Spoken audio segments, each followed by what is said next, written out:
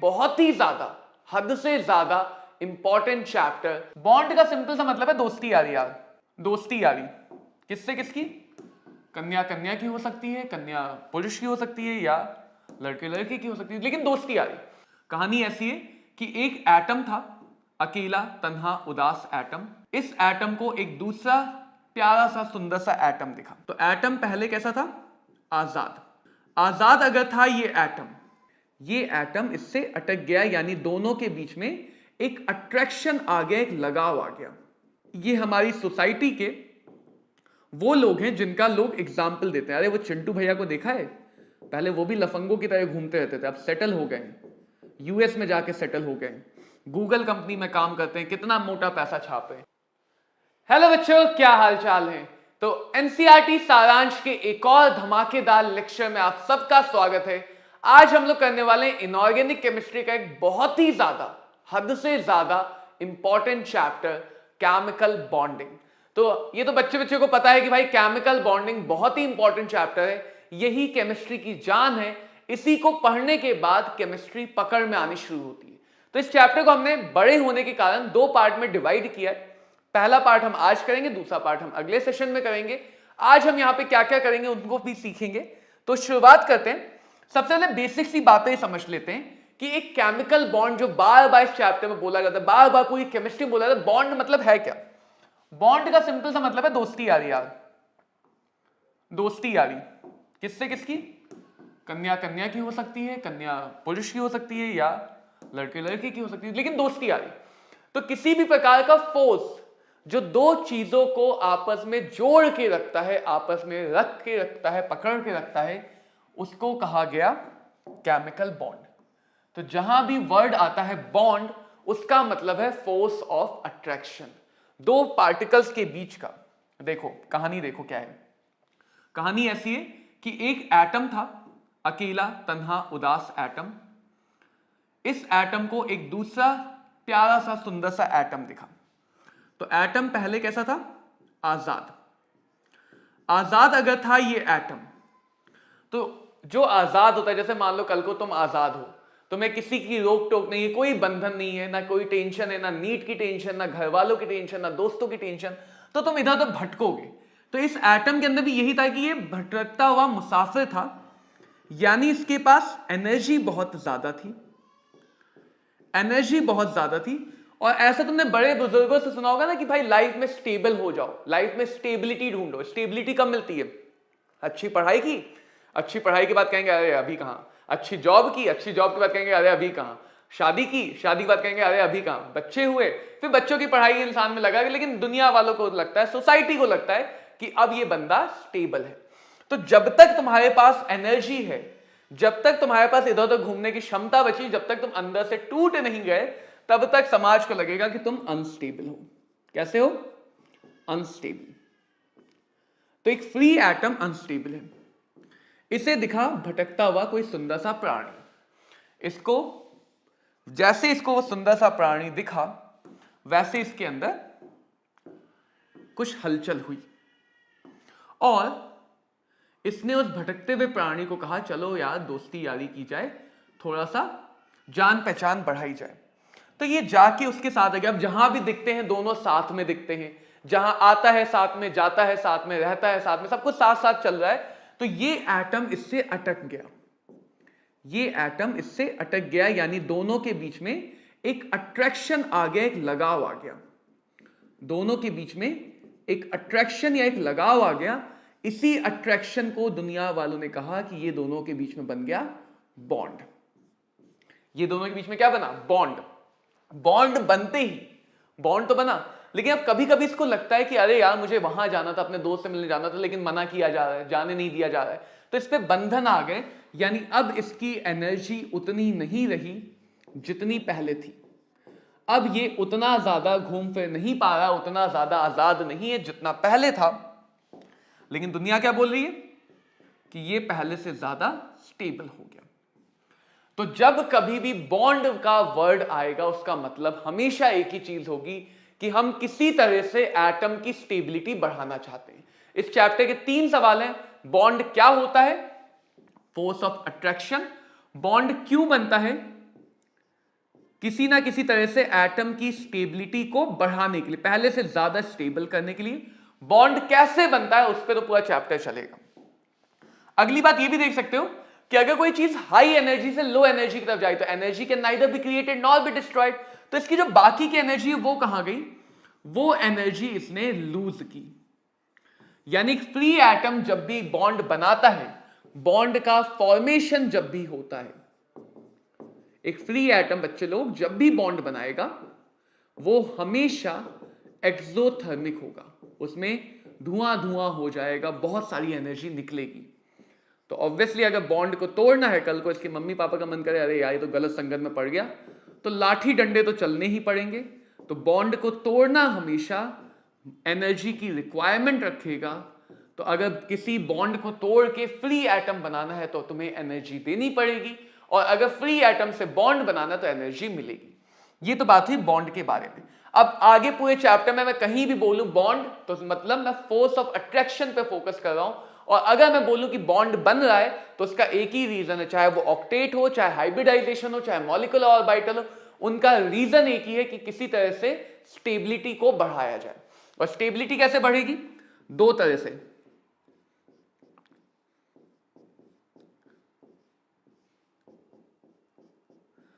Attraction के force बढ़ जाए या रिपल्शन के फोर्स घट जाए। मतलब आंख सुंदर है, अट्रैक्शन ज्यादा हो गया, नाक प्यारी है, अट्रैक्शन और ज्यादा हो गया, कान थोड़े से टेढ़े मेढ़े थे लेकिन वो बाल के पीछे छुप गए, तो वो जो वजह थी रिपेल करने की वो पता नहीं चल पाई, जो रिपेल करने की वजह थी वो नहीं पता चल पाई। होठ अच्छे हैं, बाल अच्छे हैं, चेहरा अच्छा है, तो अट्रैक्शन जिन वजहों से आ रहा है वो वजह बढ़नी चाहिए। और अगर कोई ऐसी वजह जिससे पसंद नापसंद बन रही है, जिससे रिपल्शन आ सकता है, जिससे दो चीजें दूर जा रही है, तो वो चीज घटनी चाहिए। तो हर बार बॉन्ड बनाने के पीछे फोकस रहेगा अट्रैक्शन को किसी तरह से बढ़ाया जाए, रिपल्शन को किसी तरह से घटाया जाए। वैसे तो इस चैप्टर में दो बातों से पूरा चैप्टर खत्म हो जाता है। हम पढ़ेंगे बहुत कुछ, लेकिन अगर बेसिक का आइडिया तो सिर्फ दो बातें हैं जिससे पूरा चैप्टर समझ में भी आ जाता है, खत्म भी हो जाता है। एक हाइब्रिडाइजेशन निकालने का फॉर्मूला और एक मॉलिक्यूलर ऑर्बिटल थ्योरी के 5 पॉइंट। कहने को बड़ा चैप्टर, खत्म आसानी से होता है। बट चलो कुछ टर्म है। वैलेंस इलेक्ट्रॉन, किसी भी एटम का अगर मैं कॉन्फ़िगरेशन लिखूं, जनरल कॉन्फ़िगरेशन, जैसे फास्फोरस का लिखूं, ये पीरियोडिक टेबल में सीखा है, नियॉन 3s2 3p3। तो किसी भी एटम के कॉन्फ़िगरेशन में हमेशा जो अंदर वाली शेल होती है वो नोबल गैस जैसी होती है, और नोबल गैस स्टेबल है। ये हमारी सोसाइटी के वो लोग हैं जिनका लोग एग्जाम्पल देते हैं। अरे वो चिंटू भैया को देखा है, पहले वो भी लफंगों की तरह घूमते रहते थे, अब सेटल हो गए, यूएस में जाके सेटल हो गए, गूगल कंपनी में काम करते हैं, कितना मोटा पैसा छाप रहे हैं। तो ये वही चिंटू भैया हैं जो स्टेबल है, और पूरी दुनिया कैसा बनना चाहती है? चिंटू भैया के जैसे, कि वो भी जाके गूगल में या कहीं और काम कर सके। लेकिन जो ये आगे वाला पोर्शन है, ये फास्फोरस को चिंटू भैया बनने जैसा रोक रहा है। इसको कहा गया वैलेंस शेल, कि यही वो शेल है, यही वो पोर्शन है जो फास्फोरस में गड़बड़ कर रहा है। तो जब भी किसी एटम में स्टेबिलिटी कम होती है, अनस्टेबिलिटी आती है, that is because of valence shell, because जो इनर्ट पार्ट है वो स्टेबलाइज है। तो एटम के बॉन्ड फॉर्मेशन को समझने से पहले हमें समझना पड़ता है कि एटम अनस्टेबल किस वजह से हो रहा है या क्या पोर्शन है। तो वैलेंस शेल यानी किसी भी एटम की आउटर मोस्ट शेल, किसी भी एटम की आउटर मोस्ट शेल, और उस शेल में जितने इलेक्ट्रॉन हैं उनको कहा जाता है valence electron. For example phosphorus की वैलेंस शेल में हमारे पास 5 इलेक्ट्रॉन हैं, जिनको हम फास्फोरस एटम के अराउंड 5 डॉट या 5 क्रॉस बना के दिखा सकते हैं। अच्छी बात यह है कि जनरल कॉन्फ़िगरेशन सेम होता है।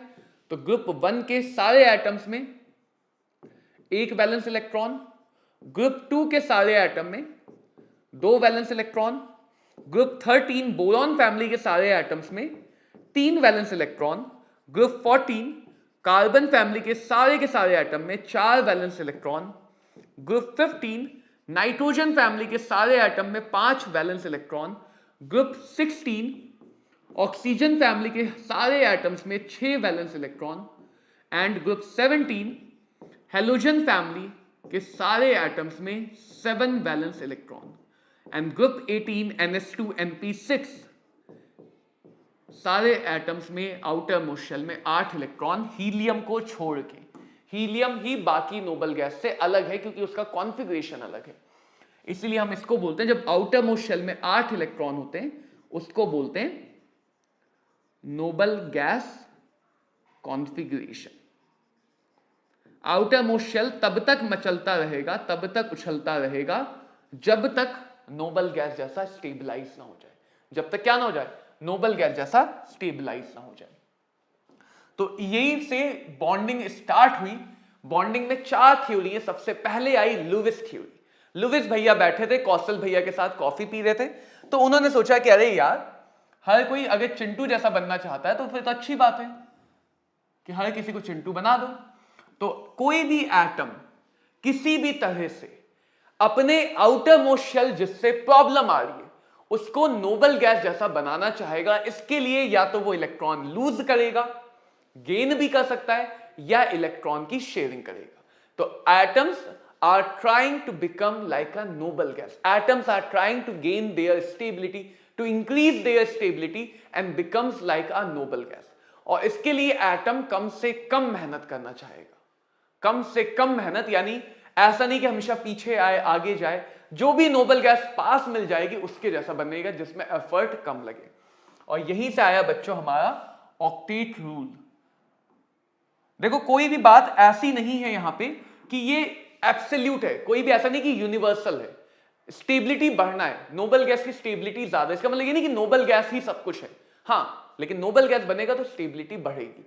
Half filled full field configuration आएगा, स्टेबिलिटी बढ़ेगी।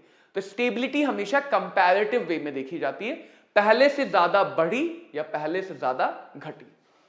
तो हर नोबल गैस की क्योंकि आउटर मोस्ट शेल में 8 इलेक्ट्रॉन है, तो जो पीछे लुविस ने बात बोली उसी को कह सकते हैं कि हर एटम अपने पास की नोबल गैस के बनने के लिए अपने आउटर मोस्ट शेल में 8 इलेक्ट्रॉन करने की कोशिश करेगा। हाइड्रोजन के पास हीलियम नोबल गैस है। हीलियम अकेली नोबल गैस है जिसके आउटर मोस्ट शेल में 2 इलेक्ट्रॉन है। तो हीलियम क्या कोशिश करेगा? ड्यूप्लेट। हीलियम क्या कोशिश करेगा? ड्यूप्लेट। तो इसके लिए बच्चों एटम बनाता है बॉन्ड। इसके लिए एटम क्या करता है? एटम बनाता है बॉन्ड। तो देखो एक एटम है जो अभी कैसा है? फ्री, आजाद। इसके पास वैलेंस इलेक्ट्रॉन है जो 8 नहीं है, जो 8 नहीं है, यानी ये नोबल गैस नहीं है। ये कुछ ना कुछ तो करना चाहेगा। तो इसके पास 3 ऑप्शन है। अगर इसके पास ज्यादा वैलेंस इलेक्ट्रॉन नहीं है तो उन सारे के सारे इलेक्ट्रॉन को लॉस्ट कर दे, कोई भी गेन ना करे। वो इलेक्ट्रॉन खो गए और फ्री इलेक्ट्रॉन बन गए। मतलब हम चलते हुए जा रहे थे, मेरी जेब से आईफोन गिर गया तो लॉस हो गया। वो लॉस एटम की स्टेबिलिटी को बढ़ा देगा, या फिर लॉस के साथ साथ कोई और गेन भी कर ले। तो that is your transfer of electron. Transfer of electron या फिर शेयरिंग कर ले।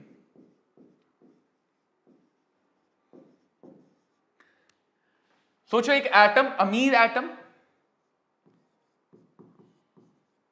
और एक एटम गरीब एटम। अमीर जैसे मान लो मेटल, बहुत पैसा है। गरीब जैसे कि नॉन मेटल। तो अगर दुनिया में सब अमीर हो जाए तो सब क्या करेंगे? पैसा बहुत है, किसी को जरूरत नहीं है, सब ऐसे उड़ाएंगे हवा में, चैरिटी करेंगे। तो जब एटम के पास सिर्फ और सिर्फ लॉस करने की एबिलिटी होती है, यानी सिर्फ और सिर्फ मेटल आते हैं, तो सारे के सारे मेटल इलेक्ट्रॉन का लॉस करना चाहते हैं, कोई भी गेन नहीं करना चाहता है।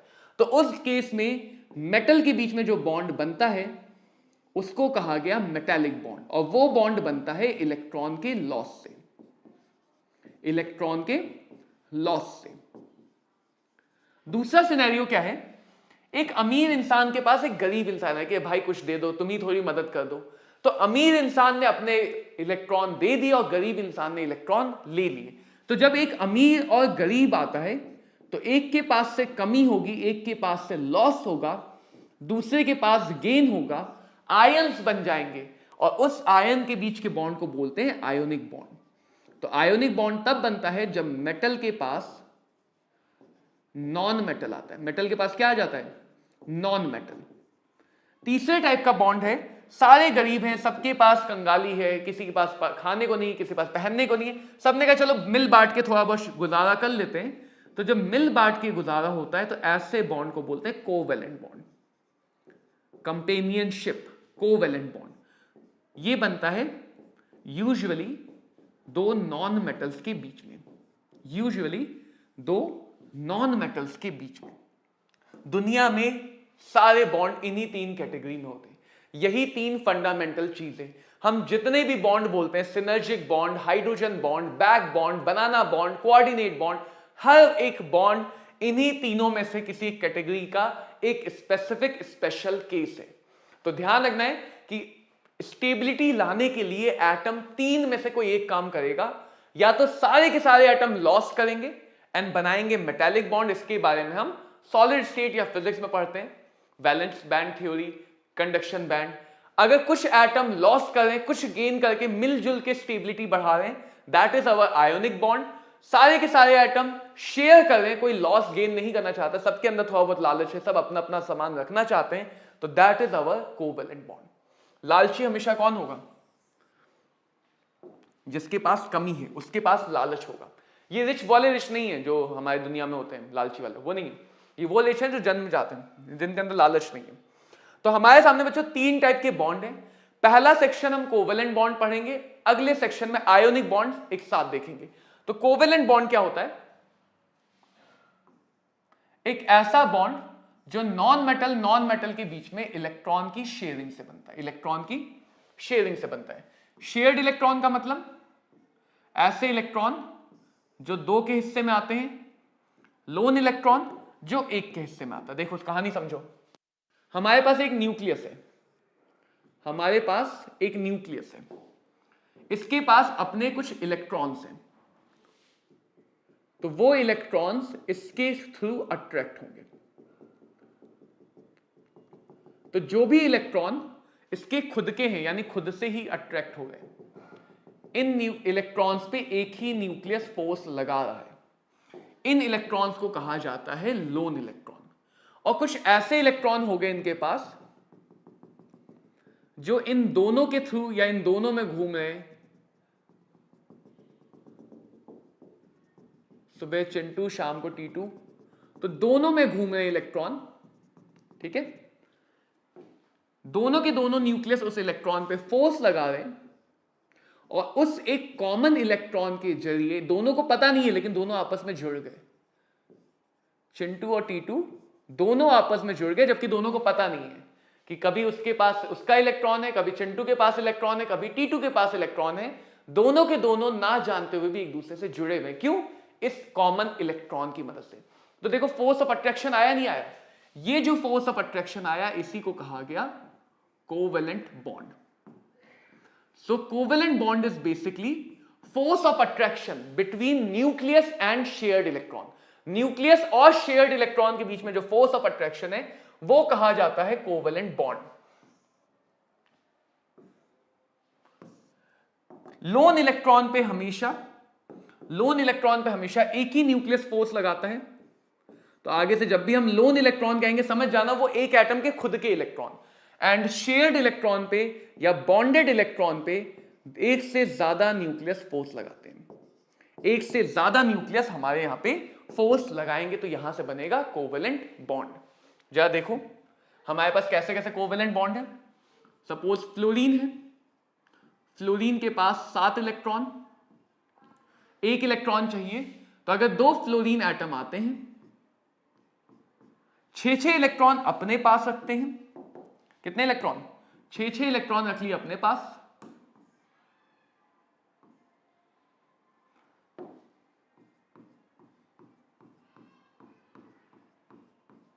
और 2 इलेक्ट्रॉन की कर दी शेयरिंग, ताकि इसके पास भी 8 इलेक्ट्रॉन हो जाए और इसके पास भी। तो जब 2 इलेक्ट्रॉन की शेयरिंग होती है, एक पेयर की शेयरिंग होती है, तो ऐसे बॉन्ड को दिखाते हैं सिंगल बॉन्ड से, सिंगल लाइन से, इसको कहते हैं सिंगल कोवेलेंट बॉन्ड। अगर 2 इलेक्ट्रॉन पेयर यानी 4 इलेक्ट्रॉन्स की शेयरिंग हो जाए तो इसको डबल लाइन से दिखाते हैं, ये कहलाता है डबल कोवेलेंट बॉन्ड। अगर 3 इलेक्ट्रॉन पेयर की शेयरिंग हो जाए यानी कि 6 इलेक्ट्रॉन की शेयरिंग हो जाए तो इसको दिखाते हैं 3 लाइन से, ये कहलाता है triple covalent bond. Triple covalent bond. तो ये बात हुई कोवेलेंट बॉन्ड की। किसकी बात हुई? कोवेलेंट बॉन्ड की। लुईस डॉट स्ट्रक्चर कैसे बनाते हैं फटाफट देखो, शॉर्ट ट्रिक बताऊंगा, पूरा डिटेल वाला नहीं, शॉर्ट तरीका बताऊंगा लुईस डॉट स्ट्रक्चर बनाने का। अगर डायरेक्ट बना पाओ, वेस्पर पढ़ने के बाद डायरेक्ट बन पाएगा, सबसे बेस्ट तरीका। एक बार VSEPR पढ़ लिया, उसके बाद तो हम डायरेक्ट ही बनाएंगे। तो एक बार वेस्पर थ्योरी पढ़ने के बाद लुईस स्ट्रक्चर डायरेक्टली बनता है। लुईस बनाते समय ध्यान क्या रखना है कि कोशिश करनी है हर एटम का ऑक्टेट पूरा हो। अगर ऑक्टेट से ज्यादा कर दी तो यानी वो लुईस का एक्सेप्शन हो गया। हर एटम का ऑक्टेट पूरा हो सिवाय हाइड्रोजन के। हाइड्रोजन का हम क्या पूरा करेंगे? ड्यूप्लेट। तो हाइड्रोजन के अलावा अगर हर एटम का ऑक्टेट पूरा कर पा रहे हो तो लुईस स्ट्रक्चर सही माना जाता है। बनाना कैसे है? सबसे पहले स्केलेटन बनाओ। स्केलेटन में ज्यादा वैलेंसी वाले को, जिसकी कॉमन वैलेंसी ज्यादा है, उसको कॉमनली हम अंदर रखते हैं और कम वैलेंसी वाले को बाहर रखते हैं। ज्यादा वैलेंसी वाले को अंदर और कम वैलेंसी वाले को बाहर। N1 फाइंड करते हैं which is number of valence electron, total number of valence electron. N2 find करते हैं 2 into number of hydrogen atom plus 8 into number of other atoms. N3 बताता है कितने इलेक्ट्रॉन्स की शेयरिंग हुई which is N2 minus N1। N2 बता रहा है कितने इलेक्ट्रॉन्स की रिक्वायरमेंट है ऑक्टेट पूरा करने के लिए, बाकी एटम का ऑक्टेट 8 इलेक्ट्रॉन, हाइड्रोजन का ड्यूप्लेट। तो N2 हमें बता रहा है हमें कितने इलेक्ट्रॉन्स की रिक्वायरमेंट है ऑक्टेट पूरा करने के लिए। N1 हमें बता रहा है कि हमारे पास कितने वैलेंस इलेक्ट्रॉन है। N3 बता रहा है कि जितनी भी कमी है उतनों की शेयरिंग होगी। हर 2 इलेक्ट्रॉन एक बॉन्ड बनाते हैं, तो अगर N3 को डिवाइड कर देते हो 2 से तो ये मिल जाते हैं कितने बॉन्ड बने। और N5 बताता है which is N1 minus N3, total minus shared electron, कितने लोन इलेक्ट्रॉन बचे। तो डायरेक्ट बना सकते हैं, बट अगर हम ये नंबर निकाल पाए तो ये नंबर हमें हेल्प कर देता है डायरेक्ट बनाने में, स्पेशली N4 और N5। N4 और N5 देखो एक स्ट्रक्चर दिखाता हूं। सपोज मुझे बनाना है सिंपल सा कार्बोनेट आयन CO3 2 माइनस। किसकी वैलेंसी ज्यादा है? कार्बन की। कार्बन को फटाफट सेंटर में रख दो, ऑक्सीजन को फटाफट बाहर रख दो। ये हो गया। इसके बाद कार्बन के पास बैलेंस इलेक्ट्रॉन 4, ऑक्सीजन ग्रुप 16, 6 और 3 ऑक्सीजन है तो 18। 2 माइनस का मतलब 2 इलेक्ट्रॉन एक्स्ट्रा आ गए। 18 4 22 प्लस 2 24। 24 बैलेंस इलेक्ट्रॉन इस पूरे मॉलिक्यूल के पास अवेलेबल है। N2 कोई हाइड्रोजन एटम नहीं, बाकी सारे एटम को 8 चाहिए। बाकी कितने एटम है? 1 कार्बन, 3 ऑक्सीजन, 4 एटम। यानी इसे हमेशा N2 बड़ा आएगा N1 से। इसे 24 इलेक्ट्रॉन है, लेकिन सबका ऑक्टेट अगर पूरा करना है, सबको स्टेबलाइज करना है तो 32 इलेक्ट्रॉन चाहिए। तो कमी रहेगी, कमी का ही वजह है शेयरिंग करना पड़ रहा है इन्हें। अगर कमी ना होती तो सब अपने अपने में खुश हो जाते। 32 चाहिए, 24 अवेलेबल है, तो 8 इलेक्ट्रॉन कमी है। ये हो गए हमारे शेयर्ड इलेक्ट्रॉन। ये हो गए शेयर्ड इलेक्ट्रॉन। 8 में से हर 2 इलेक्ट्रॉन एक बॉन्ड बनाएंगे, तो इसका मतलब टोटल 4 कोवेलेंट बॉन्ड बनेंगे। टोटल कितने कोवेलेंट बॉन्ड बनेंगे? 4 कोवेलेंट बॉन्ड बनेंगे। ये भी पता चल गया। और क्या पता चलेगा? 24 इलेक्ट्रॉन में से 8 इलेक्ट्रॉन की शेयरिंग कर दी तो 16 इलेक्ट्रॉन लोन बच गए। कितने लोन इलेक्ट्रॉन बचे? 16।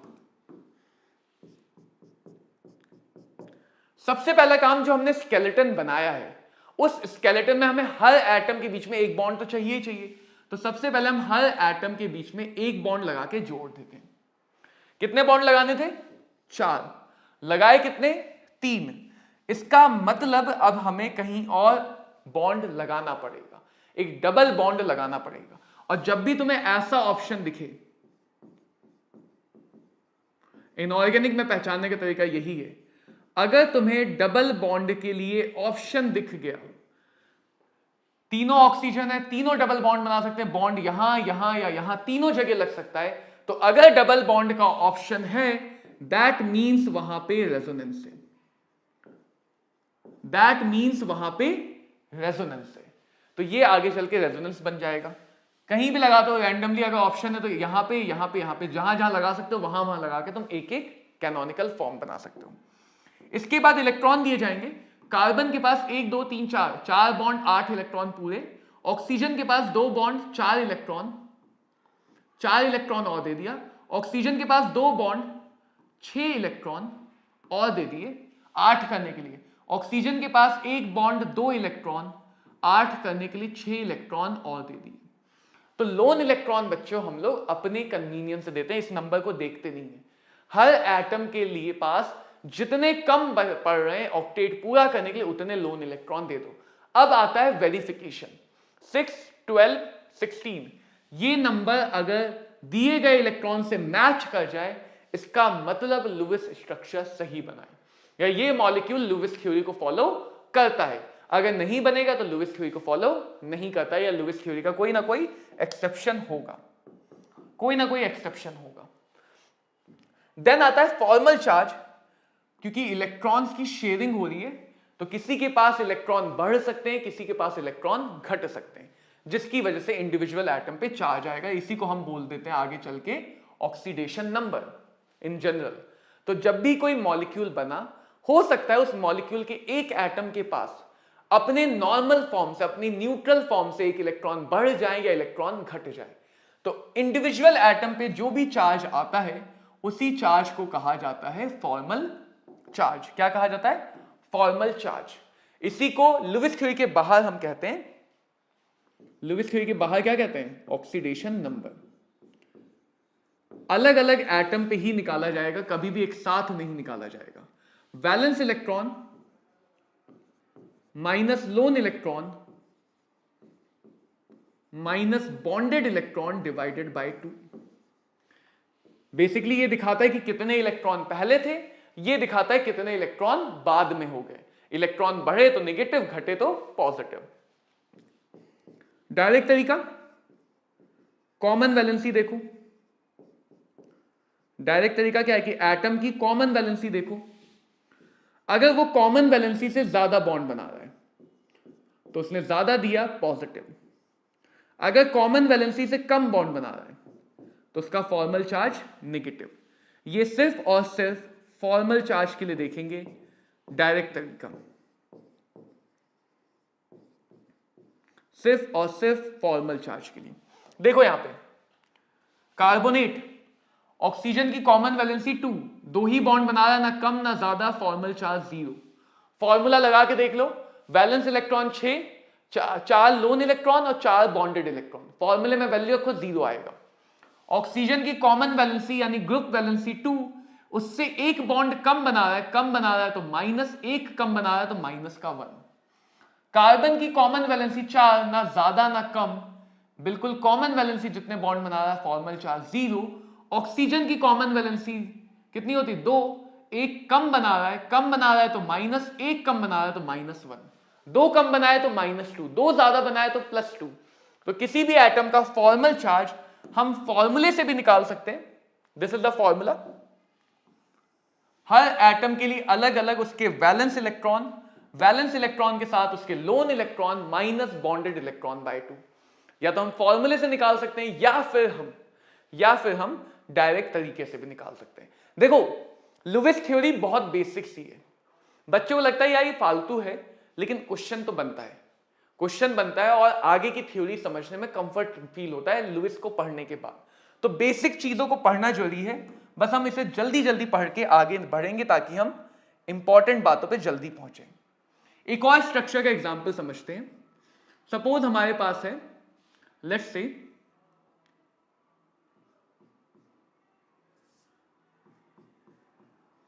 H3BO3, इसको नहीं लेते अभी, लेट्स से हमारे पास है अमोनिया। अमोनिया के पास देखो nitrogen central atom, hydrogen surrounding atom, जिसकी वैलेंसी ज्यादा वो सेंटर में, N1 N2 N3 N4 N5। Direct भी बना सकता, मैं ऐसे बनाना चाह रहे हैं। 5 वैलेंस इलेक्ट्रॉन नाइट्रोजन के पास, एक हाइड्रोजन के पास, टोटल 8। इसको चाहिए 8, हाइड्रोजन को चाहिए 2, तो हाइड्रोजन के एटम को चाहिए 2, बाकी सारे एटम को चाहिए 8। 2 into hydrogen atom plus 8 into बाकी एटम्स, ये आ गया 14। 8 इलेक्ट्रॉन है, 14 की जरूरत है, तो एक्स्ट्रा इलेक्ट्रॉन चाहिए 6। जितने एक्स्ट्रा हैं उतने इलेक्ट्रॉन शेयर्ड। हर 2 इलेक्ट्रॉन की शेयरिंग यानी कि एक बॉन्ड, तो 6/2 3। तो एक बार जब तुम इन नंबर को एनालाइज करोगे तो अपना पता चल जाएगा कि हर नंबर का एक लॉजिक है, हर सीक्वेंस है। 8 में से 6 शेयर हो गए तो बचे कितने? 2। सबसे पहले सबके बीच में एक बॉन्ड, कोई बॉन्ड बचा नहीं, यानी कहीं भी डबल ट्रिपल बॉन्ड नहीं आएगा। फिर हाइड्रोजन का ड्यूप्लेट, एक बॉन्ड ड्यूप्लेट पूरा, एक बॉन्ड ड्यूप्लेट पूरा, एक बॉन्ड ड्यूप्लेट पूरा। नाइट्रोजन का octet, 1 2 3, 3 bond 6 electron, 1 2 3, 3 bond 6 electron, 2 electron की कमी है तो 2 दे दिए लोन इलेक्ट्रॉन, 2 दे दिए लोन इलेक्ट्रॉन। आखिरी नंबर मैच कर गया यानी वेरीफाई हो गया, मैच कर गया यानी वेरीफाई हो गया। सपोज मैं कहूं NO2 के लिए बनाऊं, N बीच में, O किनारे, N की कॉमन वैलेंसी O से ज्यादा। N1 5, ऑक्सीजन के पास 6 दूनी 12 17, ओहो। N2 8 into 3, N3 24 minus 17 7, N4 7/2 3.5। Bond आधा अधूरा होने का कोई मतलब नहीं। तो कभी अगर ये काम करते हुए भी कहीं भी कुछ ऐसी जगह फंस जाओ, बॉन्ड कम आए, बॉन्ड फ्रैक्शनल आए, नंबर ऑड में आ गया, ये सब के सब लुईस थ्योरी के ड्रॉबैक बन जाते हैं। तो ये पहचान भी करवा देगा तरीका कहां पे लुईस थ्योरी फॉलो होनी है और कहां पे लुईस थ्योरी फॉलो नहीं होनी है। तो बहुत अच्छी सी बात होती है। कुछ बेसिक टर्म क्या क्या पढ़ने होते हैं? बॉन्ड लेंथ, जो हमने रेडियस पढ़ी थी पीरियोडिक क्लासिफिकेशन में, उसी का डबल बेसिकली, कि अगर 2 एटम ने कोवेलेंट बॉन्ड बनाया है यानी उन्होंने एक दूसरे से शेयरिंग की है, तो एक बार बॉन्ड बना तो ये यहीं पे अटक गए, इनके बीच की डिस्टेंस अब ना बढ़ सकती है ना डिस्टेंस घट सकती है। तो कोवेलेंट बॉन्ड बनाने के बाद, कोवेलेंट बॉन्ड बनाने के बाद दोनों एटम के बीच की जो नेट डिस्टेंस होती है, सेंटर के बीच की डिस्टेंस, उसको बोलते हैं बॉन्ड लेंथ। क्या बोलते हैं? Bond length. इसी के हाफ को हमने बोला था कोवेलेंट रेडियस। क्या बोला था? Covalent radius. दूसरी बात, अगर दोनों एटम के बीच में इलेक्ट्रोनेगेटिविटी डिफरेंस बढ़ेगा, इलेक्ट्रोनेगेटिविटी डिफरेंस मतलब एक एटम का लालच ज्यादा हो गया तो वो बॉन्ड के इलेक्ट्रॉन को खींचेगा, पोलर बॉन्ड बनाएगा, और अगर उसने बॉन्ड को पोलर बना दिया तो बॉन्ड लेंथ को क्या कर देगा यार? बोलो। सही जवाब, वो बॉन्ड लेंथ को घटा देगा। क्या कर देगा? बॉन्ड लेंथ को घटा देगा। क्यों घटा देगा? क्योंकि वो इनके बीच में चार्जेस लाएगा, इन चार्जेस की वजह से इनके बीच में अट्रैक्शन का फोर्स बढ़ जाएगा, अट्रैक्शन का फोर्स बढ़ जाएगा।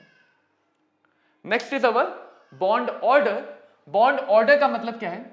ध्यान देना, बॉन्ड ऑर्डर कोवैलेंसी में बच्चा था मिक्स करता है। बॉन्ड ऑर्डर हमेशा 2 एटम के बीच में देखा जाता है। 2 एटम के बीच में कितने बॉन्ड बने, that is our bond order. यानी कि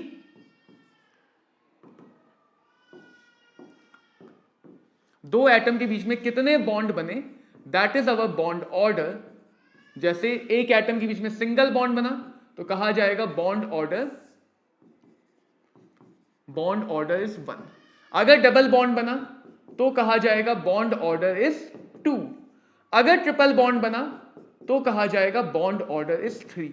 तो बेसिकली हम ये कह सकते हैं ना कि बॉन्ड ऑर्डर ये दिखा रहा है कि फोर्स ऑफ अट्रैक्शन कितना कम या कितना ज्यादा है। बॉन्ड लेंथ की बात की जाए तो जितना बॉन्ड ऑर्डर ज्यादा होगा ज्यादा बॉन्ड मतलब ज्यादा फोर्स ऑफ अट्रैक्शन, ज्यादा फोर्स ऑफ अट्रैक्शन मतलब वो ज्यादा पास आएंगे। तो बॉन्ड ऑर्डर जितना ज्यादा होगा बॉन्ड की लेंथ उतनी कम हो जाएगी। ये सारी बातें आगे हमें कई सारी चीजें कंपेयर करने में हेल्प करेंगी। तो जब भी कोई एटम बॉन्ड बनाता है या हम किसी स्ट्रक्चर को समझते हैं तो ये सारी बातें हमें समझनी है। बॉन्ड ऑर्डर किसका ज्यादा है, बॉन्ड लेंथ किसकी ज्यादा है। अगर बॉन्ड का ऑर्डर ज्यादा होगा तो यानी फोर्स ऑफ अट्रैक्शन भी ज्यादा होगा, तो उस बॉन्ड की स्ट्रेंथ भी ज्यादा होगी, उस बॉन्ड की स्ट्रेंथ भी क्या होगी, ज्यादा होगी।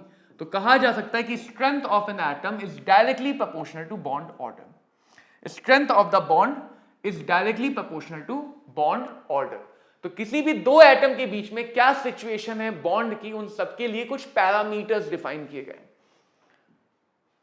कोवैलेंसी ये एक एटम की होती है। कोवैलेंसी और बॉन्ड ऑर्डर में डिफरेंस समझो। देखो मान लो मैं कार्बोनेट वाला स्ट्रक्चर बना लेता हूं,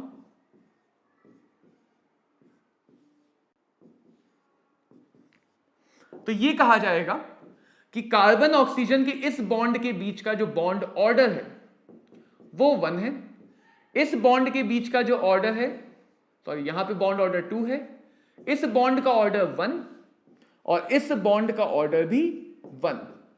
तो बॉन्ड ऑर्डर हमेशा दो एटम के बीच में देखा जा रहा है। लेकिन अगर इस कार्बन की कोवैलेंसी की बात की जाए तो कोवैलेंसी में ये देखोगे कि ये कार्बन पूरी दुनिया में घूम, जैसे दो दोस्तों के बीच की दोस्ती बॉन्ड ऑर्डर, और एक पर्सन ने पूरी दुनिया में घूम घाम के कितने दोस्त बना रखे हैं वो उसकी कोवैलेंसी है। तो कार्बन ने इधर भी ऑक्सीजन से दोस्ती यारी कर रहा है, इधर भी कर रहा है, इधर भी कर रहा है, 3 जगह दोस्ती यारी कर रहा है, एक जगह ज्यादा अच्छी दोस्ती यारी भी कर रहा है। तो टोटल 4 बॉन्ड बनाए, तो covalency is 4 and covalency is variable. Atom की valency condition to condition, molecule to molecule, situation to situation, environment के अकॉर्डिंग बदल सकती है। इसीलिए हम पढ़ते हैं किसी एटम की मैक्सिमम एंड मिनिमम कोवैलेंसी के बारे में, मैक्सिमम एंड मिनिमम कोवैलेंसी के बारे में। अगर पूछा जाए बॉन्ड डिसोसिएशन एंथैल्पी, तो बॉन्ड डिसोसिएशन मतलब कितनी एनर्जी चाहिए एक मोल बॉन्ड को ब्रेक करना है, किसमें, गैसियस एटम में। किसमें ब्रेक करना है, गैसियस एटम में। हमेशा हमें यहां पे एनर्जी की रिक्वायरमेंट होगी, एनर्जी देनी पड़ेगी। अगर किसी भी दो एटम के बीच के बॉन्ड को ब्रेक करना है और गैसियस एटम बनाना है, फ्री एटम, तो उन पे लाठी डंडा तो चलाना पड़ेगा। तो बॉन्ड को ब्रेक करने के लिए जो एनर्जी चाहिए that is our bond dissociation enthalpy. इतनी बात हुई बच्चों लुईस थ्योरी की बेस की। लुईस थ्योरी क्या है, ऑक्टेट रूल क्या है, लुईस स्ट्रक्चर क्या दिखाता है, फॉर्मल चार्ज हम कैसे निकाल सकते हैं, ये सारी चीजें इन पे बेस क्वेश्चन जो बनते हैं। कोऑर्डिनेट बॉन्ड से जुड़े हुए क्वेश्चन पहले आया करते थे, क्योंकि लुईस थ्योरी देखो खत्म हो गया। तो लुईस थ्योरी में क्या क्या क्वेश्चन बनता है वो तुम्हें समझना है, वो तुम्हारे शॉर्ट नोट में जाएगा। लुईस थ्योरी में लुईस स्ट्रक्चर, फॉर्मल चार्ज पे क्वेश्चन ज्यादा नहीं बनते हैं। बॉन्ड के पैरामीटर्स में बॉन्ड डिसोसिएशन एंथैल्पी के क्वेश्चन बनते हैं। थर्मोकेमिस्ट्री में bond order, bond length, bond strength के कंपैरिजन के क्वेश्चन बनेंगे जब हम पढ़ लेंगे मॉलिक्यूलर ऑर्बिटल थ्योरी में। तो लुईस थ्योरी में जो सबसे इंपॉर्टेंट पॉइंट है, लुईस का दुर्भाग्य कि जो ये दिल कहां से आ गया लुईस को, लुईस का दुर्भाग्य कि लुईस थ्योरी में जो सबसे इंपॉर्टेंट पॉइंट है वो उसका ड्रॉबैक है। क्या क्या कमी रह गई थी, तो पहली कमी रह गई थी कि जो सेकेंड पीरियड के एलिमेंट्स हैं, specially lithium, beryllium, boron, aluminium जैसे मॉलिक्यूल, इनके पास वैलेंस इलेक्ट्रॉन कम है। लिथियम के पास एक ही वैलेंस इलेक्ट्रॉन है जिसको शेयर करके ये बनाता है 2,2, नोबल गैस कॉन्फ़िगरेशन में नहीं जा पाया। लॉस करता तो हीलियम बन जाता Li+, अगर 6 इलेक्ट्रॉन ले लेता, 7 इलेक्ट्रॉन ले लेता तो ये नियॉन बन जाता, बट एक बैलेंस इलेक्ट्रॉन से शेयरिंग करके एक ही बॉन्ड बना पाया। BeCl2, अगेन बेरिलियम के पास 2 वैलेंस इलेक्ट्रॉन थे, शेयरिंग करके 4 कर पाया, ये भी कैसा रह गया, अधूरा। BCl3, बोरॉन के पास 3 वैलेंस इलेक्ट्रॉन है, शेयरिंग करके 3 को इसने दुगना कर लिया, 6, बट अभी भी ये अपने आउटर मोस्ट शेल में ऑक्टेट नहीं पूरा कर पाया। एल्यूमिनियम की सेम बोरॉन वाली हालात है, 2,8,6, अभी भी ये नोबल कॉन्फ़िगरेशन में नहीं जा पाया।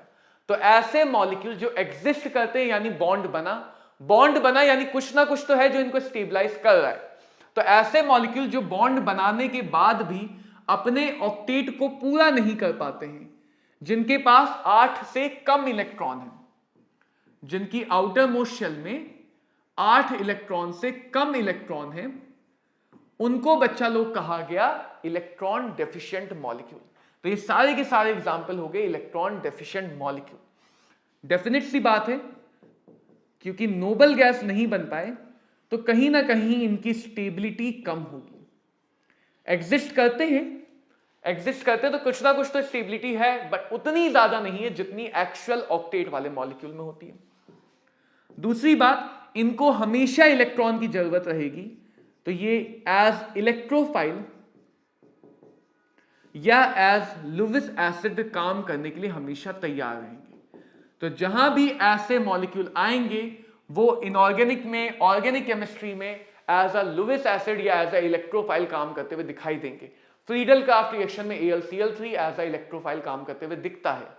BCl3 लुविस एसिड होता है, इस पे लुविस एसिड के स्ट्रेंथ के क्वेश्चन आते हैं। तो ये हो गए electron deficient molecule. Next is our odd electron molecule, जो मेनली पढ़ा जाता है नाइट्रोजन और हेलोजन्स के ऑक्सीडेशन नंबर जहां पे इवन होती है उन मॉलिक्यूल में। तो ऐसे मॉलिक्यूल जिनके पास वैलेंस इलेक्ट्रॉन ऑड है, 8 एक इवन नंबर है, तो ऑड वाले में हम कुछ भी अरेंज कर ले ऑक्टेट पूरा नहीं कर पाएंगे। ऐसे मॉलिक्यूल के भी ऑक्टेट इनकम्प्लीट रह जाते हैं और लुविस थ्योरी इनको भी एक्सप्लेन नहीं कर पाती है, तो ये भी लुविस थ्योरी में ड्रॉबैक में आ गए। एक्सपेंडेड ऑक्टेट, ऐसे मॉलिक्यूल जो थर्ड पीरियड या आगे के हैं, सेंट्रल एटम थर्ड पीरियड या आगे का है, जिनके पास वेकेंट डी ऑर्बिटल है और उस वेकेंट डी ऑर्बिटल की वजह से वो 8 से ज्यादा इलेक्ट्रॉन कर लेते हैं। अपनी आउटर मोस्ट शेल में 8 से ज्यादा इलेक्ट्रॉन कर लेते हैं, तो ये कहते हैं कि इनका ऑक्टेट एक्सपैंड कर गया, ऑक्टेट बढ़ गया। तो ऐसे मॉलिक्यूल भी लुविस थ्योरी के अकॉर्डिंग नहीं बनने चाहिए या लुविस थ्योरी के थ्रू एक्सप्लेनेबल नहीं है, जैसे PCl5, जिसमें फास्फोरस ने 8 की जगह टोटल 5 बॉन्ड बना के अपने आउटर मोस्ट शेल में 10 इलेक्ट्रॉन कर रखे। हाइड्रोजन सल्फेट या सल्फेट आयन, जिसमें सल्फर ने 6 इलेक्ट्रॉन बना के अपने आउटर मोस्ट शेल में 12 इलेक्ट्रॉन कर रखे। तो कोई भी ऐसा मॉलिक्यूल जो थर्ड पीरियड है उससे आगे का है और अपने आउटर मोस्ट शेल में ज्यादा इलेक्ट्रॉन करके रखा हुआ है, 8 से भी ज्यादा इलेक्ट्रॉन है, those are our expanded octet molecule. तो हमारे पास 3 टाइप के मॉलिक्यूल्स हैं मेनली, एक्सपेंडेड ऑक्टेट 8 से ज्यादा इलेक्ट्रॉन, डेफिशिएंट ऑक्टेट 8 से कम, और ऑड इलेक्ट्रॉन जिनमें नंबर ऑफ इलेक्ट्रॉन ऑड है वो तो 8 तक पहुंचेंगे नहीं। तो ये 3 मेजर ड्रॉबैक हैं लुविस थ्योरी के। और सबसे बड़ा ड्रॉबैक, सबसे बड़ा जो धोखा दिया वो दिया नोबल गैस ने। जो हम सोच रहे थे ना चिंटू भैया यूएस में सेटल हो गए, गूगल में जॉब करते हैं, जब किया तो पता चला वो यूएस में सिक्योरिटी गार्ड है। जॉब तो वो छोटी सी करते हैं, कमा भी ज्यादा नहीं। जो मोटा पैसा हम सोच रहे थे लैम्बोर्गिनी में घूम रहे हैं ये सोच रहे थे, वो वहां पे ऑल्टो चला रहे हैं। तो नोबल गैस जिनसे ऐसी उम्मीद भी नहीं थी, वो नोबल गैस भी कंपाउंड बना बैठे, वो नोबल गैस भी क्या कर बैठे, कंपाउंड बना बैठे। तो लुविस ने तो सारी कहानी ही इसके अराउंड रची थी कि नोबल गैस स्टेबल है, वैसा बनना है। तो नोबल गैस को इस हालात में देखते हुए जो लुविस की आंखों से आंसू निकले हैं, उसकी बच्चों कहानी तुम ना ही पूछो तो अच्छा है, हम रो देंगे, हम सह नहीं कर पाएंगे। ये हो गए लुविस के मेन ड्रॉबैक, तीन अलग अलग कैटेगरी के कंपाउंड। और आखिरी मेजर धोखा लुविस थ्योरी को मिला नोबल गैस के कंपाउंड से, नोबल गैस के कंपाउंड से। अब बच्चों आता है सबसे इंपॉर्टेंट, लुईस थ्योरी से जुड़ा हुआ इंपॉर्टेंट सा टॉपिक, रेजोनेंस। रेजोनेंस हम दोनों जगह पढ़ेंगे, इनऑर्गेनिक में भी और ऑर्गेनिक में, मतलब दोनों में सेम है। देखो ये तुमने ऑर्गेनिक में डेफिनेशन पढ़ी है, delocalisation of pi electron cloud. Delocalisation का मतलब कोई ऐसी चीज जिसकी लोकेशन फिक्स नहीं है। समझते हैं अभी। दूसरी डेफिनेशन पढ़ो ऊपर वाली, अगर किसी मॉलिक्यूल में एक स्ट्रक्चर सारी बातें ना समझा पाए, जो अभी हमने समझा था ना कि पाई बॉन्ड या डबल बॉन्ड लगाने का ऑप्शन, इसका मतलब हम उसके एक से ज्यादा स्ट्रक्चर बना सकते हैं। तो अगर किसी मॉलिक्यूल के लिए एक से ज्यादा लुईस स्ट्रक्चर बनाना पॉसिबल है तो ऐसे मॉलिक्यूल कहे जाते हैं कि वो रेजोनेटिंग मॉलिक्यूल है। रेजोनेटिंग मॉलिक्यूल है। इसको सिंपल से समझाएं, अगर बॉन्ड के अंदर मोशन है, बॉन्ड के अंदर मोशन है यानी कि डायनामिक नेचर है, तो हम चलती हुई चीज को कभी भी चलता हुआ दिखा नहीं सकते पर्दे के ऊपर। हम उसे दिखाते कैसे हैं? रुकी हुई इमेजेस से, रुकी हुई इमेजेस से, और बहुत सारी इमेजेस से दिखाना पड़ता है। तो इन रुकी हुई इमेजेस को ही कहा गया कैनोनिकल फॉर्म्स। बहुत सारे अलग अलग स्ट्रक्चर बना के एक मॉलिक्यूल को एक्सप्लेन किया गया, और इस एक्चुअल मॉलिक्यूल को कहा गया हाइब्रिड फॉर्म या एक्चुअल मॉलिक्यूल। तो अगर कहा जाए क्या मॉलिक्यूल रुका हुआ है? नहीं। तो रुकी हुई में सिर्फ एक रिप्रेजेंटेशन है, वो हमें सिर्फ इतना बताता है कि मॉलिक्यूल चल रहा है, मॉलिक्यूल के अंदर मोशन है, मॉलिक्यूल रुका हुआ नहीं है। जैसे देखो, मान लो हमारे ये टीटू भैया है। कौन है? टीटू भैया। ये पहुंच गए डिस्को में, देखो ना कितने खुश हैं, खुशी देख लो टीटू भैया की। ये पहुंच गए डिस्को में। अब ये डिस्को में क्या करेंगे? डांस कर रहे होंगे। क्या ये रुके हुए? नहीं। क्या ये ऐसे खड़े? नहीं। तो टीटू भैया लगातार डांस करें, लगातार चल रहे हैं, लेकिन अगर मैं उनकी फोटो खींचूं तो सारी फोटो रुकी हुई आएंगी। बट अगर मैं तुम्हें ये सारी फोटो एक साथ दिखा दूं, तुम्हें ये सारी फोटो क्या कर दूं? एक साथ दिखा दूं, तो टीटू भैया के जो हाथ और पैर हैं उनकी लोकेशन फिक्स नहीं है, उनकी लोकेशन फिक्स नहीं। अगर ध्यान से समझ पाओ बच्चों इस बात को कि टीटू भैया के हाथ और पैर डीलोकलाइज हो गए, टीटू भैया के हाथ और पैर क्या हो गए? डीलोकलाइज हो गए, वो लोकेशन में फिक्स नहीं है। और बहुत सारी इमेजेस जब हमारी आंखों के सामने बहुत कम टाइम में घूमते हुए चली तो हमें टीटू भैया डांस करते हुए दिख गए। क्या दिख गए? डांस करते हुए दिख गए। तो ये जो टीटू भैया का एक स्ट्रक्चर दिख रहा है हमें, एक जो इमेज दिख रही, जो फोटो खींची है, ये हो गई इनकी कैनोनिकल फॉर्म, ये हो गई दूसरी कैनोनिकल फॉर्म, ये तीसरी, ये चौथी। कुछ कैनोनिकल फॉर्म एक जैसी हो सकती है, कुछ अलग अलग भी हो सकती है। और जब सबको एक साथ देखा गया तो टीटू भैया का एक्चुअल सीन हमें समझ में आया, और हमने कहा टीटू भैया रेजोनेंस कर रहे हैं। टीटू भैया क्या कर रहे हैं? रेजोनेंस कर रहे हैं। तो resonance is basically that thing. तो बच्चों अगर रेजोनेंस को समझा जाए, लेट्स से हमारे पास वही कार्बोनेट मॉलिक्यूल है जिसका हमने लुईस स्ट्रक्चर बनाया था। तो कार्बोनेट में 3 ऑक्सीजन एटम को तो सिंगल बॉन्ड से जोड़ दिया। अब एक और 4th बॉन्ड है, उसके लिए हमारे सामने 3 ऑप्शन है, उसके लिए हमारे सामने 3 ऑप्शन है। तो जितने भी ऑप्शन है डबल बॉन्ड के, उतने ही रेजोनेटिंग स्ट्रक्चर्स या कैनोनिकल फॉर्म्स बनती है। तो डबल बॉन्ड यहां आ सकता है, यहां आ सकता है, या फिर यहां आ सकता है।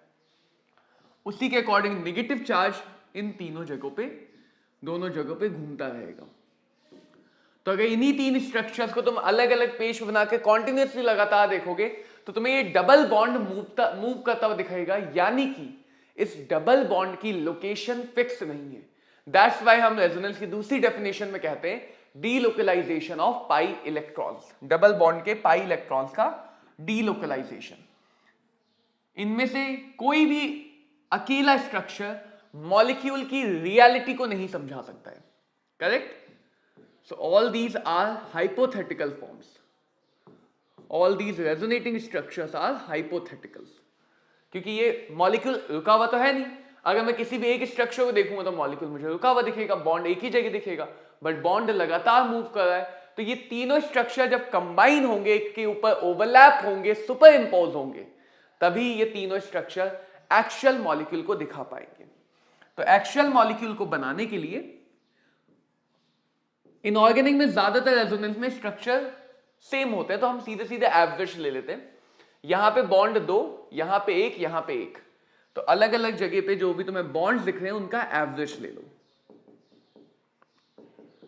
पहली जगह 2 दिखा, फिर 1, फिर 1, टोटल कितनी जगह देखे 3, तो बॉन्ड ऑर्डर का एवरेज आ गया 4/3 या 1.33। ऐसे इधर वाले बॉन्ड के लिए 1 + 2 + 1/3, इधर वाले बॉन्ड के लिए 1 + 1 + 2/3। तो हम तीनों तरफ के बॉन्ड्स का अलग अलग एवरेज लेंगे। अगर वो सेम आ गया तो इसका मतलब सारे बॉन्ड ऑर्डर सेम है, अलग आ गया तो अलग है, सिंपल सी बात।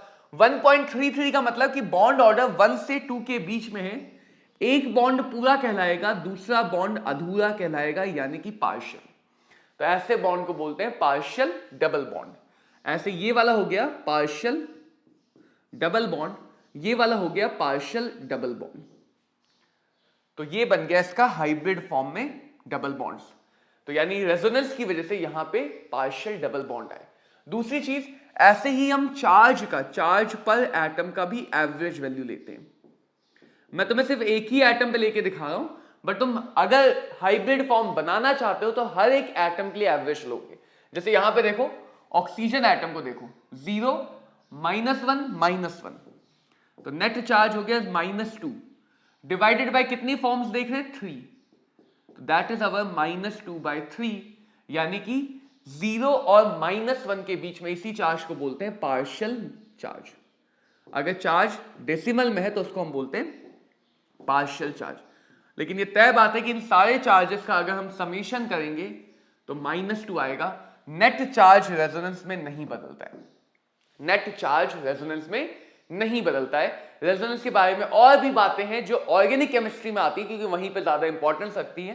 फिलहाल हमें एक और इंपॉर्टेंट बात को समझ लेना है। जैसे सपोज मैं कहूं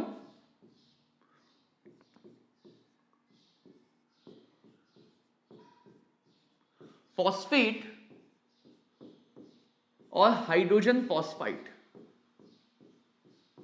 फॉस्फेट और फॉस्फाइड, इन दोनों में पीओ बॉन्ड की लेंथ को कंपेयर करो। तो कभी भी अगर समझना कि डबल बॉन्ड है जिसके लिए तुम्हारे सामने पॉसिबिलिटी, तो कभी भी एक स्ट्रक्चर को देख के कुछ भी नहीं बताया जाता है, सब कुछ हाइब्रिड फॉर्म से बताया जाता है।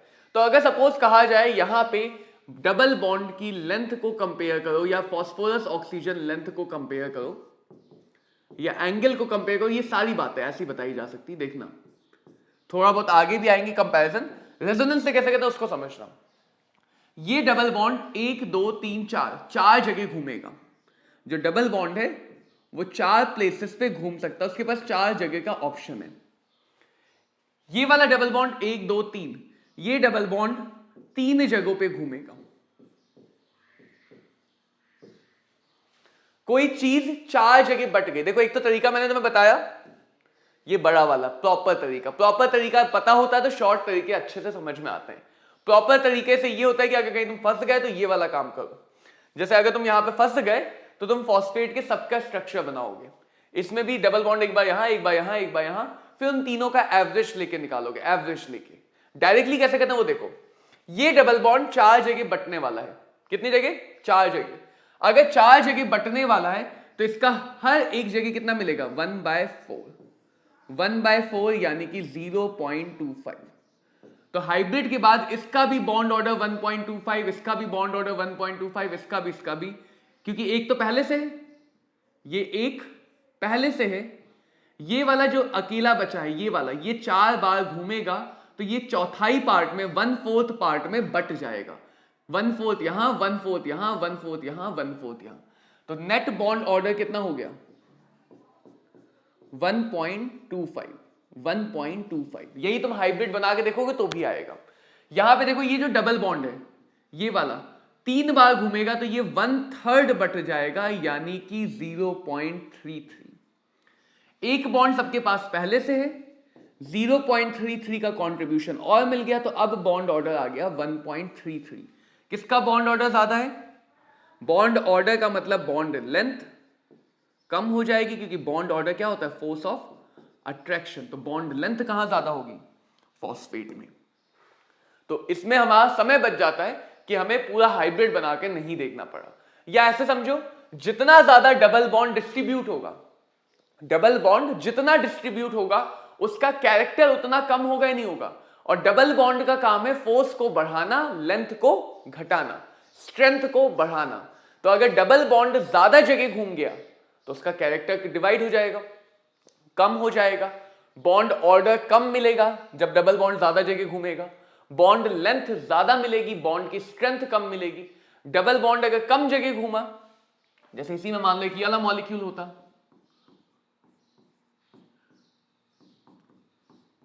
हाइपोफॉस्फाइड, तो यहां पे हम क्या समझेंगे कि डबल बॉन्ड को सिर्फ दो ही जगह घूमना है, तो इसका बॉन्ड ऑर्डर और ज्यादा होगा, इसकी बॉन्ड लेंथ और छोटी होगी। तो डबल बॉन्ड अगर ज्यादा घूमना है तो बॉन्ड लेंथ को घटाएगा, सिंगल बॉन्ड कैरेक्टर ज्यादा है तो बॉन्ड लेंथ को बढ़ाएगा। तो रेजोनेंस पे based bond order, bond length और बॉन्ड स्ट्रेंथ कंपेयर करने वाले इस टाइप के क्वेश्चन मिलते हैं। इस टाइप के क्वेश्चन तुम्हें बच्चों मिल जाएंगे। अब अगली थ्योरी आती है जो महा इंपॉर्टेंट थ्योरी है, valence shell electron pair repulsion theory. क्योंकि केमिकल बॉन्डिंग से जो क्वेश्चन आते हैं सारे के सारे इससे हो जाते हैं, सारे के सारे स्ट्रक्चर बेस्ड जितने भी क्वेश्चन है सब इससे हो जाते हैं। इससे नहीं होगा तो फिर डायरेक्ट भी नहीं होगा, फिर तुम्हें पूरा प्रॉपर तरीके से करना पड़ेगा अगर इससे नहीं हो पाया तो ये थ्योरी बताती क्या, पहले इसके पॉइंट समझ लेते हैं। नाम ही बता रहा है valence shell electron pair repulsion theory. Valence shell electron pair repulsion theory कि वैलेंस शेल में जो इलेक्ट्रॉन्स हैं वो रिपेल करेंगे, वो क्या करेंगे, रिपेल करेंगे। वैलेंस शेल ही तो हमारी प्रॉब्लमेटिक शेल थी, वही तो नोबल गैस बनने से रोक रही थी। तो हमें वैलेंस शेल को समझना है, और अगर उनके बीच के इलेक्ट्रॉन रिपेल या अट्रैक्ट करेंगे तो वो कहीं ना कहीं स्टेबिलिटी पे इफेक्ट डालेंगे, राइट।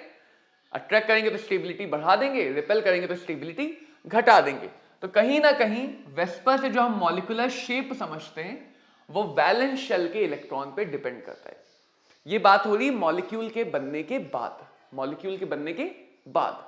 तो जब मॉलिक्यूल बना उसने कुछ इलेक्ट्रॉन शेयर किए, कुछ इलेक्ट्रॉन शेयर नहीं किए, तो उसके पास दो टाइप के इलेक्ट्रॉन है। एक वो जो शेयर्ड है, याद है वो जो दो न्यूक्लियस में घूम रहे थे, और एक वो जो अनशेयर्ड है, लोन इलेक्ट्रॉन। तो बॉन्डेड और लोन दोनों टाइप के इलेक्ट्रॉन मिलके, वैलेंस शेल के इलेक्ट्रॉन मिलके मॉलिक्यूल का शेप डिसाइड करते हैं। ये पेयर ऑफ इलेक्ट्रॉन एक दूसरे को क्या करेंगे, रिपेल, क्योंकि सब इलेक्ट्रॉन एक जैसे चार्ज होते हैं, नेगेटिवली चार्ज। रिपल्शन को मिनिमम बनाना है तो वो कोशिश करेगा अपने बीच की डिस्टेंस को मैक्सिमम कर सके, और इसीलिए डिस्टेंस को बढ़ाने के लिए उसके अपने बीच का बॉन्ड एंगल, बॉन्ड के बीच का एंगल बढ़ाना पड़ेगा, बॉन्ड के बीच का एंगल बढ़ाना पड़ेगा। वैलेंस शेल को हम स्फीयर मानते हैं, तो स्फीयर में अगर बात की जाए, एक गोला ले लो, तो गोले में सबसे दूर के पॉइंट कौन से, जो उसके सर्कमफेरेंस, उसके आउटर सरफेस पे होंगे। तो इलेक्ट्रॉन पेयर को हमेशा सरफेस पे माना जाता है। कहां पे, सरफेस पे, गोले के अंदर नहीं। Multiple bond, double bond, triple bond को भी यहां पे सिंगल बॉन्ड की तरह ही ट्रीट करते हैं, सिंगल बॉन्ड की तरह ट्रीट करते हैं, उसको बोलते हैं सुपर पेयर। अगर रेजोनेंस काम कर रहा है तो वैलेंस शेल का मॉडल सारे रेजोनेटिंग स्ट्रक्चर पे अलग अलग लगा सकते हैं। देखो कुछ बातें समझो, जैसे ए ने बी से बॉन्ड बनाया, ए ने बी से बॉन्ड बनाया, यहां भी दो इलेक्ट्रॉन, यहां भी दो इलेक्ट्रॉन, ये दोनों इलेक्ट्रॉन आपस में रिपेल करेंगे, बिल्कुल करेंगे, करना ही चाहिए, उनका धर्म है ये कि दो इलेक्ट्रॉन है, दोनों पे नेगेटिव चार्ज है, दोनों रिपेल करेंगे। लेकिन उस रिपल्शन से वो बॉन्ड की स्ट्रेंथ पे इफेक्ट डाल सकते हैं, वो बॉन्ड को लंबा या छोटा कर सकते हैं, राइट। क्या वो इन दोनों के जो बीच का रिपल्शन है, जो इनका आपसी झगड़ा है, वो इनके बीच के एंगल को चेंज करेगा क्या। मतलब एक परिवार में चिंटू और टीटू थे, तो उनके बीच का जो आपसी झगड़ा है, क्या वो उनके बगल वाले पड़ोसी के साथ उनके संबंधों को खराब करेगा क्या, उनके रिलेशन को खराब करेगा, नहीं। वो तो बच्चों के बीच का आपसी झगड़ा है। दोनों के घर वालों के बीच में झगड़ा कब होगा, जब एक के घर का बच्चा दूसरे के घर के बच्चे को पीटाए। इसीलिए यहां पे हमेशा हम बॉन्ड के पेयर को देखते हैं, बॉन्ड के पेयर को, और एक बॉन्ड पेयर का दूसरे बॉन्ड पेयर के साथ जो रिपल्शन है, जो इनके बीच का रिपल्शन है, वो डिसाइड करेगा कि ये एंगल कितना ज्यादा होगा, ये एंगल कितना कम होगा, कि वो एक दूसरे को बर्थडे पार्टी में बुलाएंगे या नहीं बुलाएंगे। अब एक घर में 4 बच्चे हैं, एक घर में 4 बच्चे हैं, ज्यादा जागरूक नहीं थे ये लोग। तो अगेन 4 बच्चों के बीच में आपसी झगड़ा होता रहेगा, वो घर की सुख शांति की बात है, उसको बाहर वालों से लेना देना नहीं है। बाहर वालों से प्रॉब्लम ये है जब इस घर का कोई गुंडा सा बच्चा इस घर के किसी शरीफ से बच्चे को पीट के आ जाए, तो झगड़ा कब होगा या बाहर वालों के साथ रिलेशन कैसा है, शेप कैसा है, ये डिसाइड करता है बाहर वालों के साथ कैसा इंटरेक्शन हो रहा है। तो इसीलिए हम हर बॉन्ड को यहां पे सिंगल बॉन्ड मानते हुए चलते हैं। हर बॉन्ड को क्या मानते हुए चलते हैं? सिंगल बॉन्ड, क्योंकि हमें बॉन्ड के अंदर क्या हो रहा है वो नहीं देखना है। घर के अंदर क्या उससे मतलब नहीं है, हम वो दूसरों के घर में झांकने वाले लोग नहीं है। घर में क्या हो रहा है उससे मतलब नहीं, हमें मतलब है दो घरों के बीच में क्या है, उनके बीच में क्या सीक्वेंस है कि समाज की शांति बनी रहेगी या भंग हो जाएगी।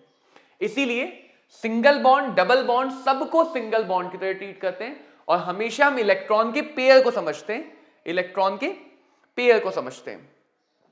अगर वेस्पर थ्योरी की बात करूं तो 3 टाइप के इलेक्ट्रॉन रिपल्शन मिल सकते हैं, lone pair, lone pair, lone pair, bond pair. Lone pair वो है जो ना स्कूल जाता है ना पढ़ा लिखा है, वो सीधे समझ सकते हो क्या करता होगा, आते जाते सबको पीटता रहता होगा। बॉन्ड पेयर बेचारा शरीफ सा, चश्मा लगाए हुए, बालों में अच्छे से तेल लगाए हुए बच्चा है। तो लोन पेयर क्योंकि वो ज्यादा स्ट्रांग होते हैं, उनका न्यूक्लियस में ज्यादा इन्वॉल्वमेंट होता है, वो 100% एटम के पास है, शेयर्ड वाला डिवाइड हो गया, उसे घर में भी रहना है, स्कूल भी जाना है, तो उसके पास इतना फालतू का समय नहीं कि वो झगड़ा कर सके। तो जो लोन पेयर है वो ज्यादा स्ट्रांग रिपल्शन प्रोड्यूस करते हैं।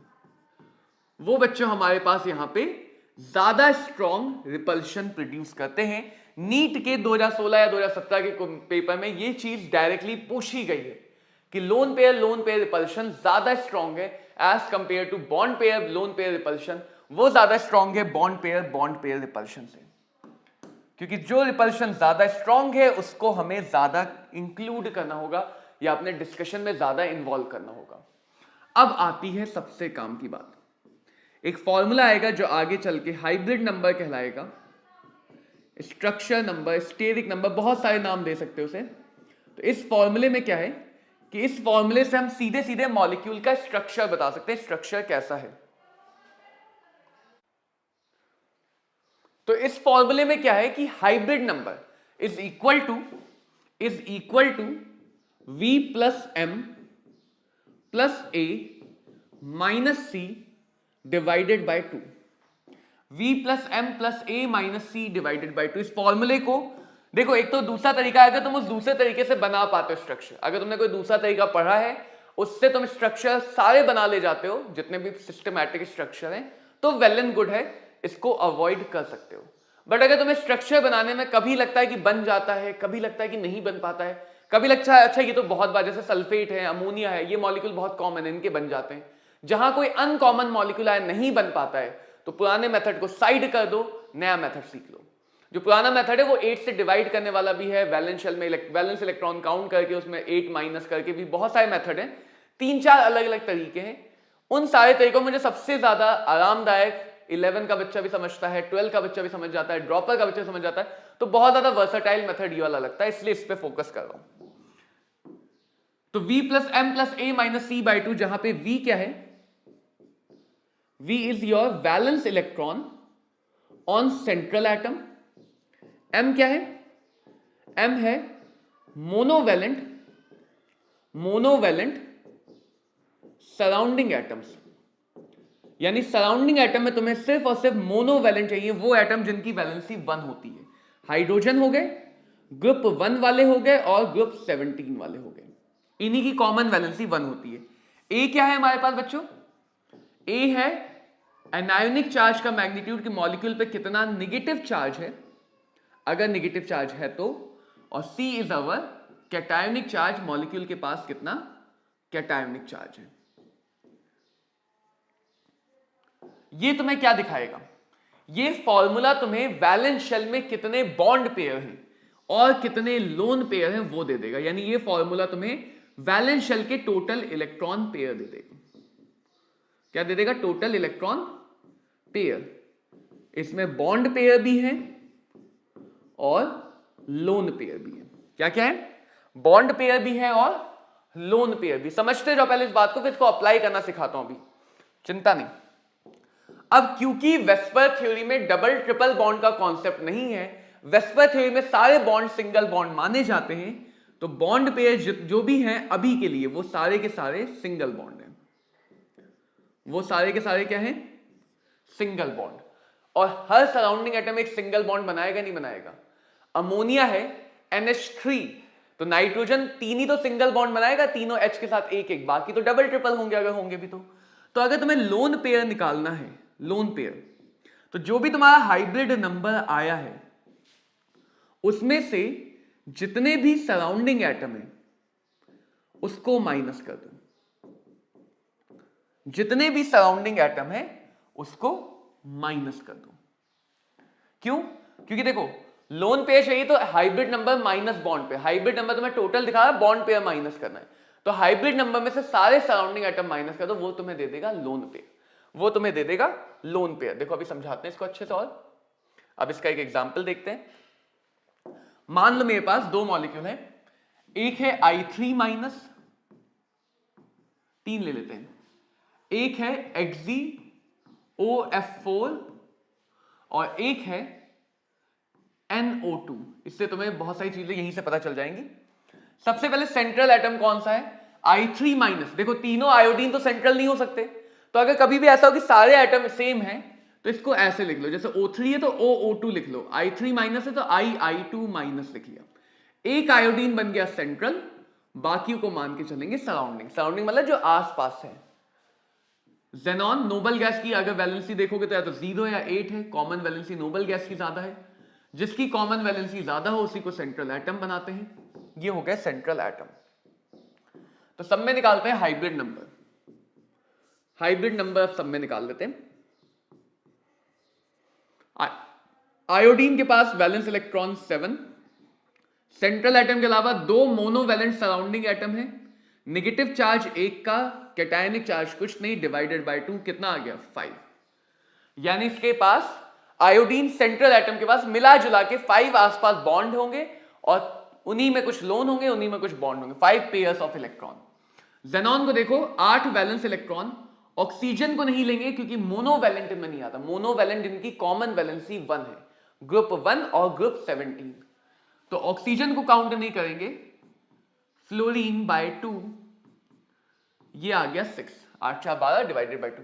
NO2 में देखो नाइट्रोजन के पास वैलेंस इलेक्ट्रॉन 5, ऑक्सीजन काउंट होगा नहीं क्योंकि मोनोवैलेंट नहीं है, कोई चार्ज भी नहीं है तो चार्ज भी काउंट नहीं होगा, तो ये आ गया 2.5। 2.5। अभी उसका मतलब समझेंगे 2.5 का मतलब। तो अभी तो हमें इतना पता चल गया कि इसमें 5 बॉन्ड पेयर हैं, इसमें 6 पेयर हैं, उसमें 2.5 पेयर हैं। तो पेयर का मतलब तो समझते होगे ना? पेयर का मतलब तो समझते होगे। पेयर का मतलब 2, वो वाला 2 नहीं, क्या आप 2, ठीक है। तो आधे पेयर का मतलब क्या है? कभी दुकान पे जाओ, कहते हो सर हमें हाफ पेयर ऑफ शू चाहिए, दुकान से बाहर निकाल देगा वही हाफ पेयर मार के। तो आधे पेयर का मतलब क्या है? 1, राइट। तो 2.5 का मतलब 2 इलेक्ट्रॉन का पेयर है, 2 इलेक्ट्रॉन का पेयर है और 1 इलेक्ट्रॉन सिंगल है, सख्त इलेक्ट्रॉन, हक से सिंगल है ये, ठीक है। 1 इलेक्ट्रॉन कैसा हमारा? Single electron. तो पहली चीज ये समझो कि जब भी ऐसा हो जाए, फ्रैक्शन आ जाए, समझ जाना ये वो एग्जाम्पल है जो लुईस थ्योरी में तुमने ऑड इलेक्ट्रॉन मॉलिक्यूल पढ़े थे। एक बार वेस्पर पढ़ने के बाद लुईस की सारी बातें वेस्पर से निकल सकती है। फिर हमने लुईस क्यों पढ़ी?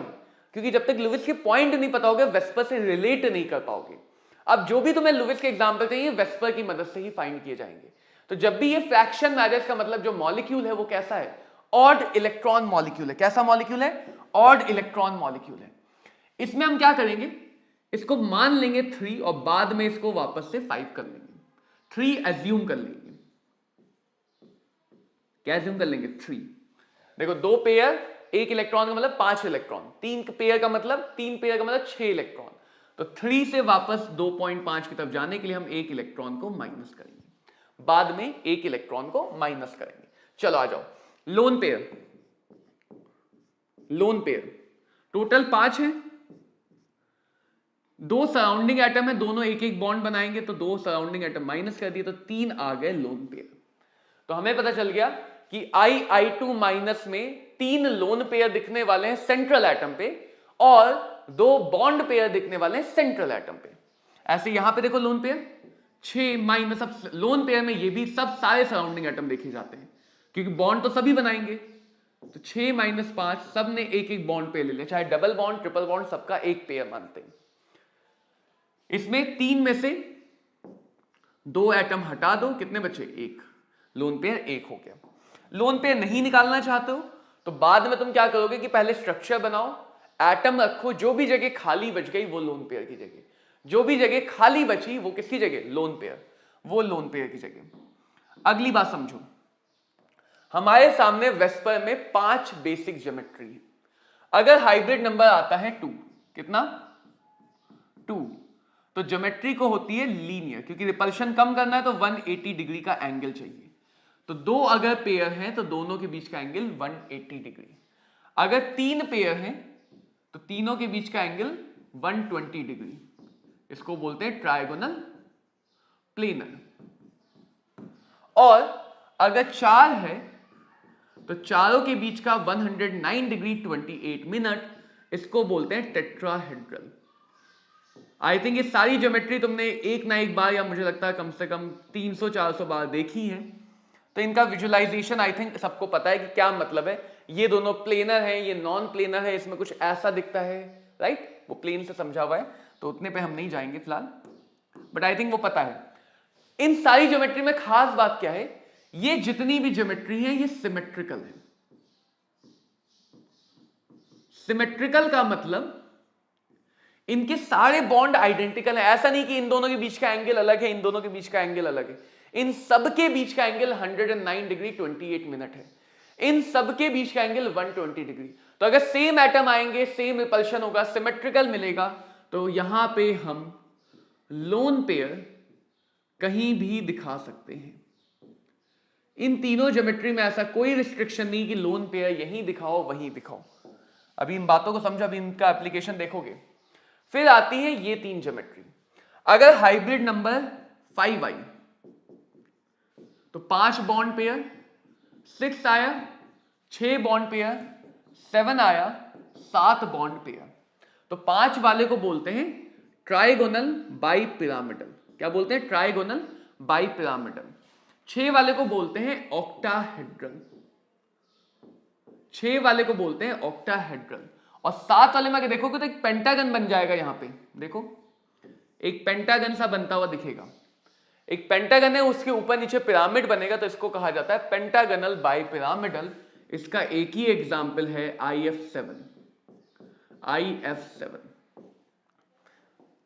अब यहां पे देखो, समझना, और क्या बातें समझती हैं वो भी समझो। अगर 2 बॉन्ड्स हैं जिनके बीच का एंगल 180 डिग्री है, तो ऐसे बॉन्ड्स को हम कह सकते हैं एक्सियल बॉन्ड।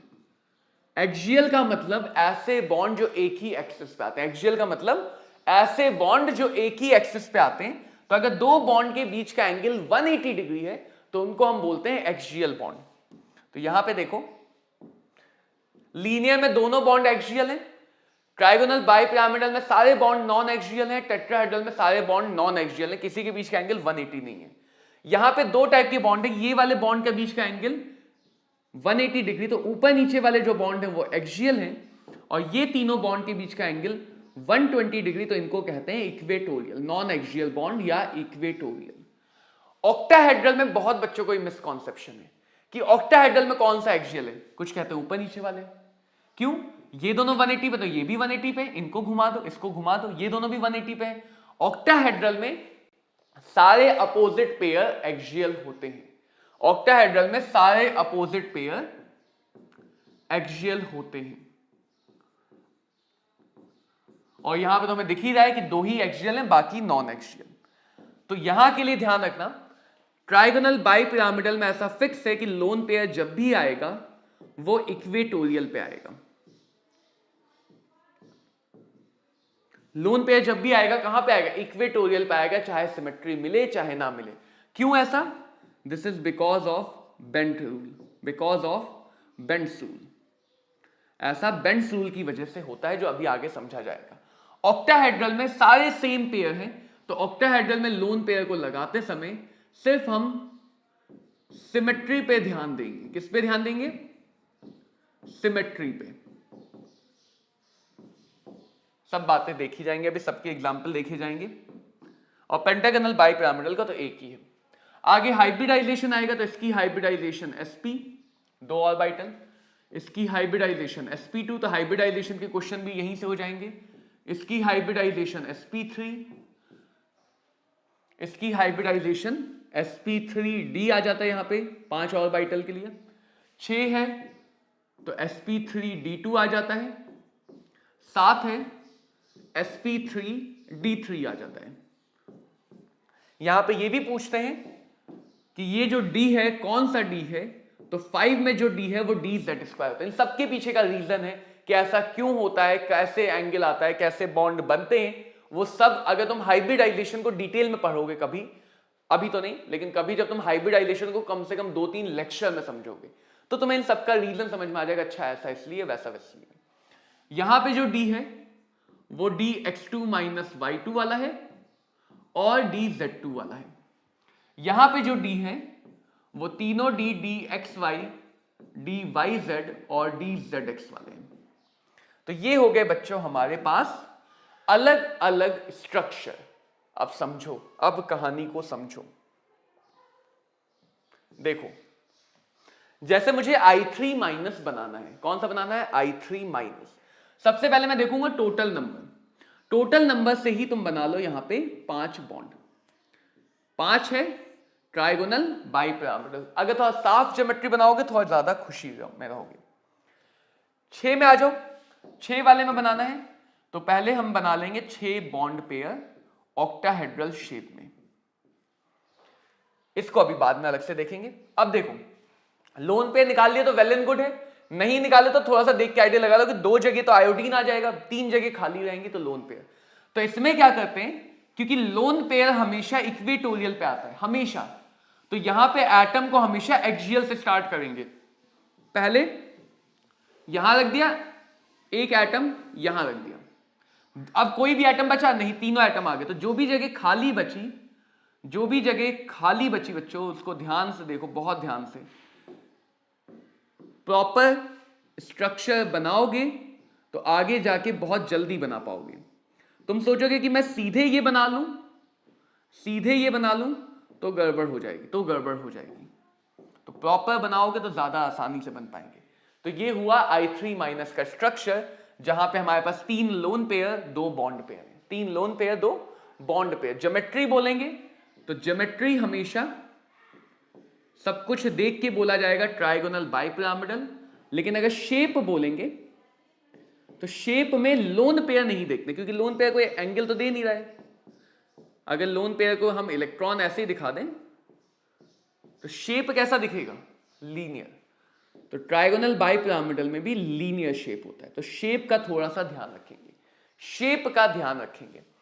XeO F4 में देखो 5 है, एक लोन पेयर, कहीं फर्क नहीं पता लोन पेयर यहां यहां। अब मैं तुम लोग को, क्योंकि तुमने इसका स्ट्रक्चर देखा होगा, मैं लोन पेयर यहां दिखाऊं तो भी सही है। क्यों? क्योंकि ऑक्टाहेड्रल में मिसकॉन्सेप्शन है कि बॉन्ड एक्सियल और इक्वेटोरियल होते हैं। ऑक्टाहेड्रल में सारे बॉन्ड एक जैसे हैं, सारे बॉन्ड आइडेंटिकल हैं। पहला तुम कहीं भी रख दो कोई फर्क नहीं पता, लेकिन अब पहला रखने के बाद सिमेट्री को कोशिश करेंगे बनाने की। अब हमें बाकी जगह पर रखना है 1 ऑक्सीजन 4 फ्लोरीन। तो लोन पेयर के अपोजिट एक ही जगह है, तो सिमेट्री के लिए अगर मैं ऑक्सीजन को यहां रख दूं, फ्लोरीन को यहां रखूंगा, ताकि लोन पेयर के स्पेक्ट में देखो तो सब कुछ सिमेट्रिकल है, एक जैसे एटम एक साथ, एक जैसा एटम अलग। ये हो गया XeO F4। इसी को तुम कैसे भी बना लो, आगे इसी को हम बोलते हैं ज्योमेट्री ऑक्टाहेड्रल, लेकिन शेप बोलते हैं स्क्वायर। बाई पिरामिड नहीं बचा, नीचे वाला पिरामिड हट गया तो स्क्वायर पिरामिडल। ये देखो, ये स्क्वायर बना और ये पिरामिड बना, ये पिरामिड। लोन पे तो हट गया, तो शेप में हम बोलते हैं स्क्वायर पिरामिडल। कैसा बोलेंगे? Square pyramidal. उसके ऊपर आएंगे अभी, अब इसको समझेंगे। अगली बात क्या समझनी है? अगली बात ध्यान दो, अभी हमने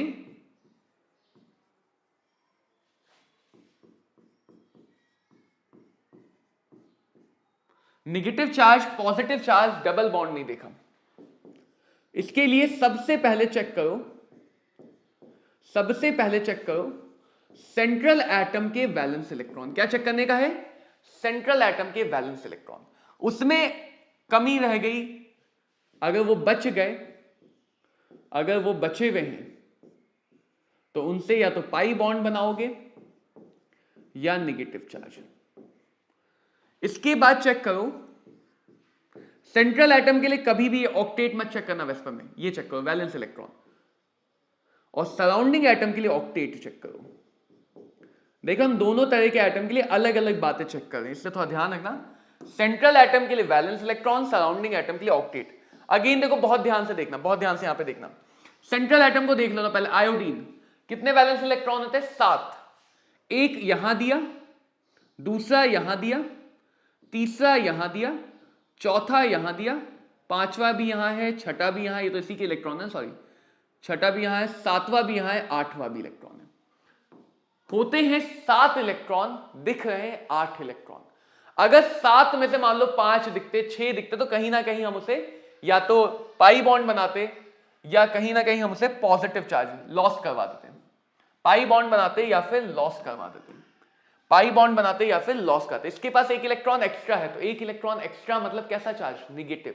तो इस एक्स्ट्रा इलेक्ट्रॉन की वजह से जो मॉलिक्यूल का नेगेटिव चार्ज है वो सेंट्रल एटम पे है। ऐसे यहां पे देखो सराउंडिंग एटम, एक इलेक्ट्रॉन खुद के, 2 3 4 5 6 7 वैलेंस इलेक्ट्रॉन हो गए। 7 ही तो होता है आयोडीन के पास। 7 इलेक्ट्रॉन लिख दिया। अब इसका ऑक्टेट देख लो, पूरा हुआ ही नहीं हुआ। 2 2 4 2 6 7 और शेयर्ड वाला मिला के 8। ऑक्टेट पूरा है। अगर ऑक्टेट में कमी होती तो उसके अकॉर्डिंग हम नेगेटिव पॉजिटिव चार्ज देते। तो सराउंडिंग एटम का ऑक्टेट पूरा करना है और सेंट्रल एटम के वैलेंस इलेक्ट्रॉन में देखना है कुछ बचा या नहीं बचा। देखो इधर आओ, इधर आओ। ज़ेनॉन एक इलेक्ट्रॉन, 2 3 4 5 6 7। ज़ेनॉन के पास 7 इलेक्ट्रॉन है बच्चों। यहां पे कितने हैं? 7। होते कितने? 8। एक बचा हुआ है, एक बचा हुआ है, एक इलेक्ट्रॉन बचा है। ऑक्सीजन के पास आ जाओ, एक यहां दिया, 2 3 4 5 6 इलेक्ट्रॉन। 1 2 3 4 5 6 7। शेयरिंग वाला करके भी 7 हो पा रहे हैं, शेयरिंग इलेक्ट्रॉन यूज करके भी 7 हो पा रहे हैं। तो ऑक्सीजन का ऑक्टेट कंप्लीट नहीं है। ज़ेनॉन के पास इलेक्ट्रॉन बचे हुए हैं, तो ऐसी सिचुएशन में आ जाता है डबल बॉन्ड। सराउंडिंग एटम का ऑक्टेट बचा हो, सेंट्रल एटम के पास वैलेंस इलेक्ट्रॉन बचे, तो सराउंडिंग एटम की मदद कर देगा। ज्यादातर स्ट्रक्चर में या तो ऑक्सीजन डबल बॉन्ड बनाएगा या माइनस चार्ज, या तो डबल बॉन्ड या माइनस चार्ज। अब देखो इधर कैसे करोगे, ऐसे मॉलिक्यूल में कैसे करोगे? जैसे मेरे पास NO2 है, तो 2.5 आया, 2.5 पे नहीं बनेगा, 3 मानेंगे। 3 का मतलब ये ट्राइगोनल प्लेनर। 2 एटम एक लोन पेयर, 2 एटम एक लोन पेयर। अब बस समझ जाना है यहीं से कि अगर सोचा जाए तो 3 तो मान के बनाई, 2 2 4 2 6 इलेक्ट्रॉन्स देखोगे जितना आसानी से उतना अच्छे से ये चीज आसान होगी। 2 2 4 2 6 इलेक्ट्रॉन पेयर हैं। कितने? 6 थे, कितने? 5। हमने एक एक्स्ट्रा दिखाया है इस मॉलिक्यूल में। अभी एक इलेक्ट्रॉन कहीं पे हमने एक्स्ट्रा दिखाया है। एक इलेक्ट्रॉन क्या दिखाया है? एक्स्ट्रा। इस एक्स्ट्रा इलेक्ट्रॉन को हटाना भी तो है ना, बॉन्ड से हटाया। अगर बॉन्ड से हटाया तो उस केस में 2 का नुकसान होगा, अगर लोन से हटाया तो 1 का नुकसान होगा। तो 1 का नुकसान करना ज्यादा अच्छा है 2 के नुकसान करने से। तो लोन पेयर की जगह लोन इलेक्ट्रॉन। तो जहां भी फ्रैक्शन में आता है लोन पेयर की जगह, लोन पेयर में से एक इलेक्ट्रॉन क्या कर देंगे? कम कर देंगे। लोन पेयर में से एक इलेक्ट्रॉन कम कर देंगे। और ऐसे मॉलिक्यूल हमेशा पैरामैग्नेटिक होंगे। बहुत सारी बातों का आंसर तो यहीं से आ जाएगा। ऐसे मॉलिक्यूल हमेशा पैरामैग्नेटिक होंगे, ऑड इलेक्ट्रॉन मॉलिक्यूल।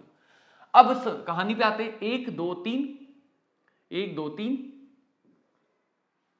1 2 3, कितने बचे? 2 बचे, एक इधर नहीं बना सकते, एक इलेक्ट्रॉन इधर कम करेंगे, वो इलेक्ट्रॉन ऑक्सीजन को दे देंगे। देखो मेरे पास नाइट्रोजन में 5 बचे थे, लेकिन मैंने नाइट्रोजन के 1 2 3 4 ही बनाए। क्यों? ये भी बात वीबीटी से आएगी। अगर सेंट्रल एटम सेकंड पीरियड का है, सेकंड पीरियड में 2s और 2p 2d नहीं होती है, d ऑर्बिटल नहीं होती है, और d ऑर्बिटल नहीं होने की वजह से किसी भी सेकंड पीरियड के पास 4 ही ऑर्बिटल्स होती हैं। कितनी? 4 ही ऑर्बिटल्स होती है। वो 4 से ज्यादा ऑर्बिटल नहीं दिखा सकता है, वो अपने पास 8 से ज्यादा इलेक्ट्रॉन रख ही नहीं सकता है, ऑक्टेट एक्सपैंड नहीं कर सकता है, ऑक्टेट एक्सपैंड नहीं कर सकता है। एक ऑर्बिटल यहां, एक यहां 2, एक यहां 3, एक लोन पेयर में 4। जैसे ही नाइट्रोजन की 4 ऑर्बिटल यूज होंगी, मैं अगला बॉन्ड नहीं बना पाया, अगला बॉन्ड नहीं बना पाया, इसलिए मैंने यहां पे प्लस और माइनस चार्ज दिखाया। इसलिए क्या दिखाया? प्लस और माइनस चार्ज। एक और एग्जांपल समझा देता हूं, फटाफट देखेंगे। NO3 माइनस को, नाइट्रेट आयन 5, ऑक्सीजन काउंट नहीं होगा, नेगेटिव चार्ज 1/2, 6/2 कितना आ गया? 3, 6/2 कितना आ गया? 3। अब 3 का मतलब ट्राइगोनल प्लेनर, 3 का मतलब ट्राइगोनल प्लेनर, 3 का मतलब क्या है? Trigonal planar. तीनों जगह ऑक्सीजन आ जाएगा, कोई जगह खाली नहीं बचेगी, कोई जगह खाली नहीं बची। बहुत बढ़िया। हर ऑक्सीजन जब भी सिंगल बॉन्ड बनाता है 7 इलेक्ट्रॉन होते हैं। इसका तुम देख लो, 1 2 3 4 5 6 वैलेंस इलेक्ट्रॉन दिखा दिया, 6 खुद के, एक शेयर्ड वाला, कितने हुए? 7। तो ऑक्सीजन जब भी एक बॉन्ड बनाता है, ऑक्सीजन जब भी एक बॉन्ड बनाता है 7 इलेक्ट्रॉन होते हैं, 8 करने के लिए चाहिए। नाइट्रोजन की कहानी पे आते हैं, 1 2 3, कितने बचे?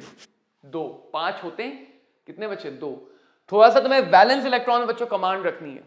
5 में से 3 ही यूज किए, 2 बचे, 2 में से 1 की मदद से बना लिया डबल बॉन्ड। अब 4 यूज कर लिए, 1 बचा, लेकिन 1 2 3 4 ऑर्बिटल यूज हो गई। एक बार 4 बॉन्ड पेयर आ गए, नाइट्रोजन के पास 8 इलेक्ट्रॉन हो गए, 2 2 4 2 6 2 8, एक्सपैंड नहीं कर सकता। तो बचे हुए इलेक्ट्रॉन को इससे तो करना पड़ेगा लॉस, बचे हुए इलेक्ट्रॉन को क्या करना पड़ेगा? लॉस करना पड़ेगा। और वही इलेक्ट्रॉन किसने गेन कर लिया? किनारे वाले ऑक्सीजन ने, अपना ऑक्टेट पूरा करने के लिए। माइनस का मतलब बाहर से भी इलेक्ट्रॉन है, तो एक बाहर वाला इलेक्ट्रॉन दूसरे एटम ने गेन कर लिया अपना ऑक्टेट पूरा करने के लिए। सो ओवरऑल नाइट्रेट में रेजोनेंस है पाई बॉन्ड का, और नाइट्रोजन एटम मैक्सिमम 4 ऑर्बिटल या मैक्सिमम 8 इलेक्ट्रॉन बना सकता है। तो थोड़ा सा यहां पे जुगाड़ करना है तुम्हें एटम्स की कंफर्टेबल जोन को देखते हुए, कि अगर कोई एटम 4 वाला काम कर चुका है, उसके पास इलेक्ट्रॉन बचा, तो उस इलेक्ट्रॉन को उससे अलग करके पॉजिटिव चार्ज दे दो। वो इलेक्ट्रॉन आसपास का कोई एटम या सीधे बाहर भेज दो। अगर ऑक्सीजन नहीं ले पाता तो ये इलेक्ट्रॉन लॉस करके ये NO3+ बना रहा होता। अगर ऑक्सीजन को यहां दिक्कत नहीं थी तो ये इलेक्ट्रॉन लॉस करके NO3+ बना रहा होता। जैसे NH4+, NH4 positive, ammonium ion, hybrid number निकालोगे 4 आएगा, मैं निकाल के नहीं दिखाऊंगा, निकालो। टेट्राहेड्रल, कोई लोन पेयर नहीं, H H H H, 1 2 3 4। अभी नाइट्रोजन ने अपने वैलेंस इलेक्ट्रॉन में से 4 को यूज किया, वैलेंस इलेक्ट्रॉन में से 4 को यूज किया, 1 बचता है, लेकिन 4 ऑर्बिटल हो चुकी है, 4 ऑर्बिटल हो चुकी है। बचे हुए इलेक्ट्रॉन को H लेगा नहीं, क्योंकि H को सिंगल बॉन्ड बनाना है, H का ड्यूप्लेट पूरा है, इलेक्ट्रॉन लॉस हो गया, इलेक्ट्रॉन का लॉस हो गया। तो ये हमें ध्यान देना होता है। आई होप ये समझ में आ गया हो। हाइब्रिड नंबर 3 में तुम्हारे सामने 2 टाइप की ज्योमेट्री दिखेगी, एक जिसमें सारे बॉन्ड पेयर हैं, एक जिसमें एक बॉन्ड, एक लोन, 2 बॉन्ड पेयर। दोनों ट्राइगोनल प्लेनर हैं, बट इसके शेप को कहा जाता है बेंड या फिर वी शेप या फिर angular shape, bent V shape या फिर एंगुलर शेप। हाइब्रिड नंबर 4 में तुम्हें 3 टाइप की ज्योमेट्री दिखेगी, एक नॉर्मल टेट्राहेड्रल, एक लोन पेयर वाला टेट्राहेड्रल और दो लोन पेयर वाला टेट्राहेड्रल, इसको बोलते हैं ट्राइगोनल पिरामिडल शेप। मैं सिर्फ शेप लिख रहा हूं, ज्योमेट्री इन तीनों की टेट्राहेड्रल है, ऊपर वाले दोनों की ट्राइगोनल प्लेनर है। इसको बोलते हैं अगेन से बेंट, वी शेप और एंगुलर। दो बॉन्ड जब भी होते हैं वो एक एंगल, अगर 180 पे है तो एक्सियल, दो बॉन्ड अगर 180 पे तो एक्सियल, 180 पे नहीं है तो किसी एंगल पे है। ये एंगुलर दोनों के शेप सेम है लेकिन दोनों ज्योमेट्री अलग है। ये 120 डिग्री का एंगुलर है, ये 109 डिग्री का एंगुलर है। एक लोन पेयर बॉन्ड एंगल को, क्योंकि रिपल्शन ज्यादा करता है तो सिमेट्री नहीं रहेगी, बॉन्ड एंगल को लगभग 2.5 डिग्री घटा देता है। यानी यहां का बॉन्ड एंगल लगभग 117.5 डिग्री होगा, यहां का बॉन्ड एंगल लगभग 104.5 डिग्री होगा। लगभग दो लोन पे है तो लगभग 5 डिग्री घटेगा, दो लोन पे है तो लगभग 5 डिग्री घटेगा। अगर बात की जाए हाइब्रिड नंबर 5 में ट्राइगोनल बाई पिरामिडल, इसमें हमारे सामने 3 इक्विटोरियल हैं जिसपे लोन पेयर आते हैं। तो 4 ज्योमेट्री दिख सकती है, एक लोन पेयर, दो लोन पेयर या 3 लोन पेयर। ज्योमेट्री सबकी ट्राइगोनल बाई पिरामिडल, शेप सबका लोन पेयर के बिना बताया जाएगा। ऑक्टाहेड्रल की अगर बात करें तो ऑक्टाहेड्रल में सिमेट्री देखी जाती है। अगर ऑक्टाहेड्रल की बात कर ली जाए तो ऑक्टाहेड्रल में सिमेट्री देखी जाती है। सिमेट्री के केस में देखें, इसको बोलते हैं सीसॉ। वो झूला होता है ना सीसॉ वाला, इसको अगर थोड़ा सा घुमा के देखो तो ऐसा शेप दिखेगा, तो इसको बोलते हैं सीसॉ। वो झूला जो होता है, एक इंसान बैठता है, इसको घुमा के देखो तो ऐसा सा दिखेगा, तो इसको बोलते हैं बेंट टी शेप, थोड़ा सा झुका हुआ टी शेप होता है। इसको देखेंगे तो एक लाइन दिखेगा, तो इस शेप को बोलते हैं लीनियर। ये लीनियर शेप है, वो लीनियर ज्योमेट्री थी। ये लीनियर शेप है और वो लीनियर ज्योमेट्री थी। ये तो ऑक्टाहेड्रल, ये कहलाता है स्क्वायर पिरामिडल, और ये कहलाता है स्क्वायर, क्योंकि लोन पेयर ही बचे, प्लेनर। ज्योमेट्री इन तीनों की octahedral, shape octahedral, square pyramidal, square planar.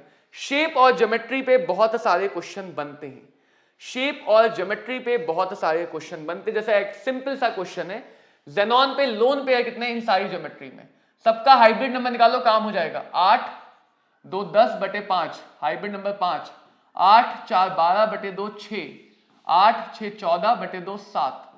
5 में से 2 एटम आ गए, 3 बचे, तो पहले में 3 हो गए। 6 में से 4 एटम आ गए, 2 बचे, 2 हो गए। 7 में से 6 एटम आ गए, 1 बचा, 1 हो गया। तो ये आ गया इसका आंसर। मैंने बताया था 7 में एक ही ज्योमेट्री होती, तो XZF6 स्पेशल केस है, पी ब्लॉक में पढ़ा जाता है। ये कहलाता है डिस्टॉर्टेड ऑक्टाहेड्रल। ये 7 की ज्योमेट्री में नहीं जाता है, ये 6 की ही एक स्पेशल ज्योमेट्री में रह लेता है, तो इसको बोलते हैं डिस्टॉर्टेड ऑक्टाहेड्रल। तो बेसिकली हमने क्या किया, बेसिकली हमने केमिकल बॉन्डिंग में स्ट्रक्चर बेस आने वाले क्वेश्चन जो मेमोरी बेस होते हैं उनको हमने मैथमेटिकल रूप दे दिया।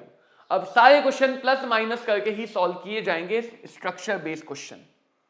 Structure base question, which of the following are isoelectronic isostructural. Isoelectronic के लिए पहले इलेक्ट्रॉन देखो, फिर स्ट्रक्चर के लिए स्ट्रक्चर सेम होना चाहिए। NO3 माइनस में कितने इलेक्ट्रॉन है ये देख लो, 5 6 3 18 18 5 18 1 19 19 5 24 24 इलेक्ट्रॉन।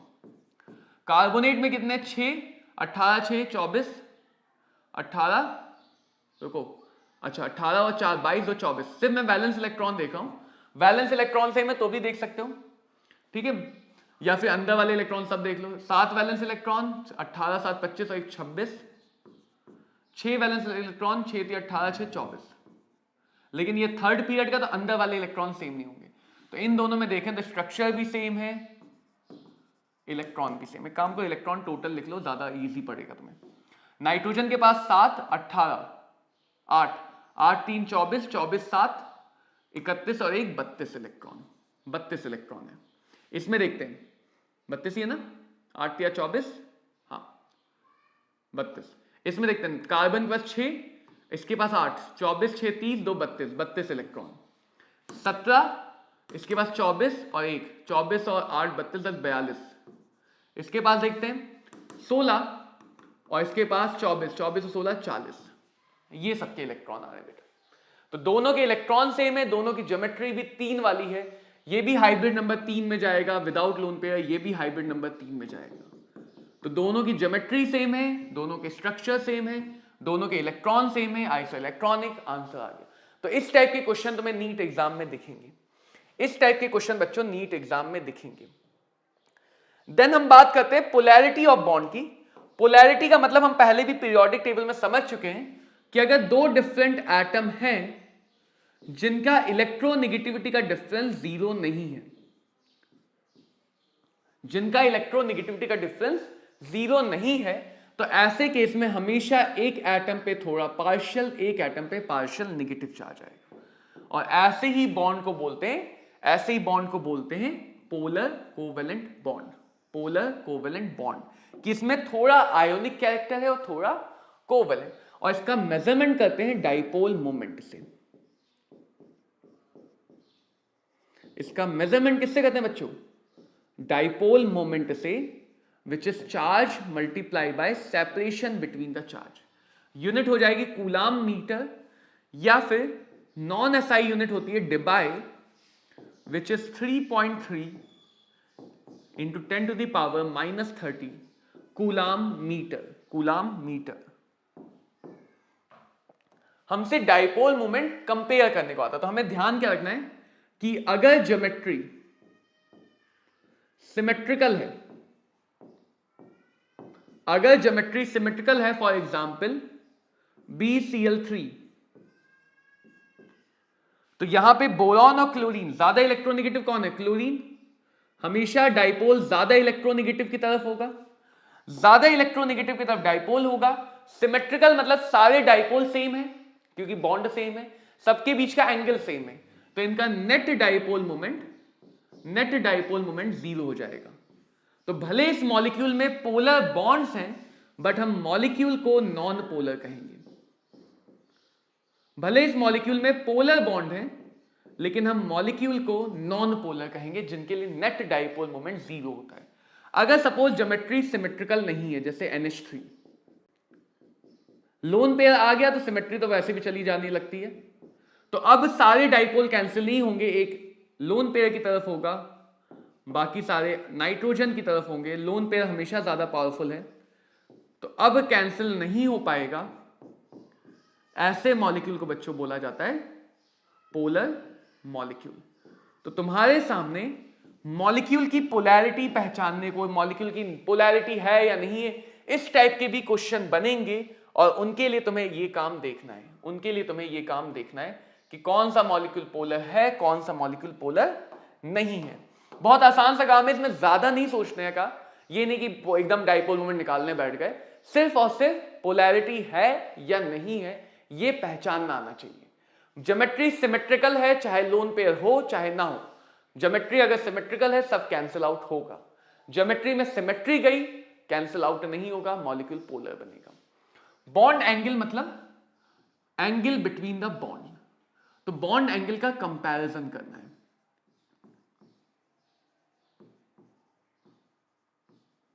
कैसे करेंगे? पहला कंपैरिजन ज्योमेट्री पे ही हो जाएगा।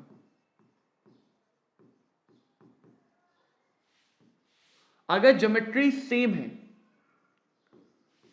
तो बॉन्ड एंगल क्या होगा? इक्वल। बॉन्ड एंगल इक्वल, फिर कुछ भी मैटर नहीं करता है। अगर ज्योमेट्री सेम है तो बॉन्ड एंगल इक्वल होगा। सेम ज्योमेट्री जिसमें लोन पेयर नहीं है, जिसमें लोन पेयर नहीं, जैसे देखो सल्फेट,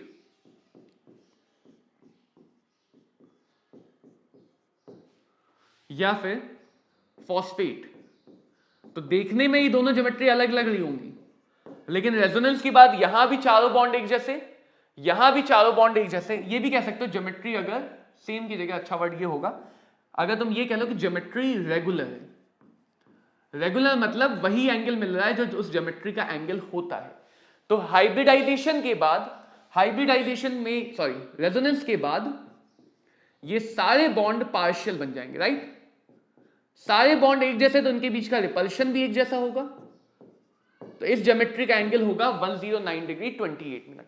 सारे बॉन्ड सेम हो जाएंगे रेजोनेंस के बाद, तो उनके बीच का रिपल्शन भी सेम हो जाएगा। तो इसलिए कहा कि हमेशा ओवरऑल हाइब्रिड से देखते हैं अगर रेजोनेंस पॉसिबल है तो इनके बीच का एंगल अलग अलग नहीं सेम बताया जाएगा, क्योंकि यहां भी एंगल 109 डिग्री 28 मिनट मिलेगा, यहां भी एंगल 109 डिग्री 28 मिनट मिलेगा। फिर यहां पे इलेक्ट्रोनेगेटिविटी ये सब बातें नहीं देखी जाएंगी। तो अगर ज्योमेट्री रेगुलर है बॉन्ड एंगल इक्वल, अगर ज्योमेट्री रेगुलर है तो bond angle equal, otherwise 180 degree वाली ज्योमेट्री के एंगल ज्यादा होंगे 120 डिग्री वाले से, ज्यादा होंगे 109 डिग्री वाले से। जैसे for example if I have SO2 and OH2, दोनों 3 एटम वाली ज्योमेट्री है, दोनों बेंट शेप है, दोनों का शेप सेम है। ज्योमेट्री बनाओ इसकी, हाइब्रिड नंबर 3 आएगा, इसकी ज्योमेट्री बनाओ हाइब्रिड नंबर 4 आएगा। तो ऑल्दो दोनों बेंट शेप हैं, बट एक 120 का बेंट शेप है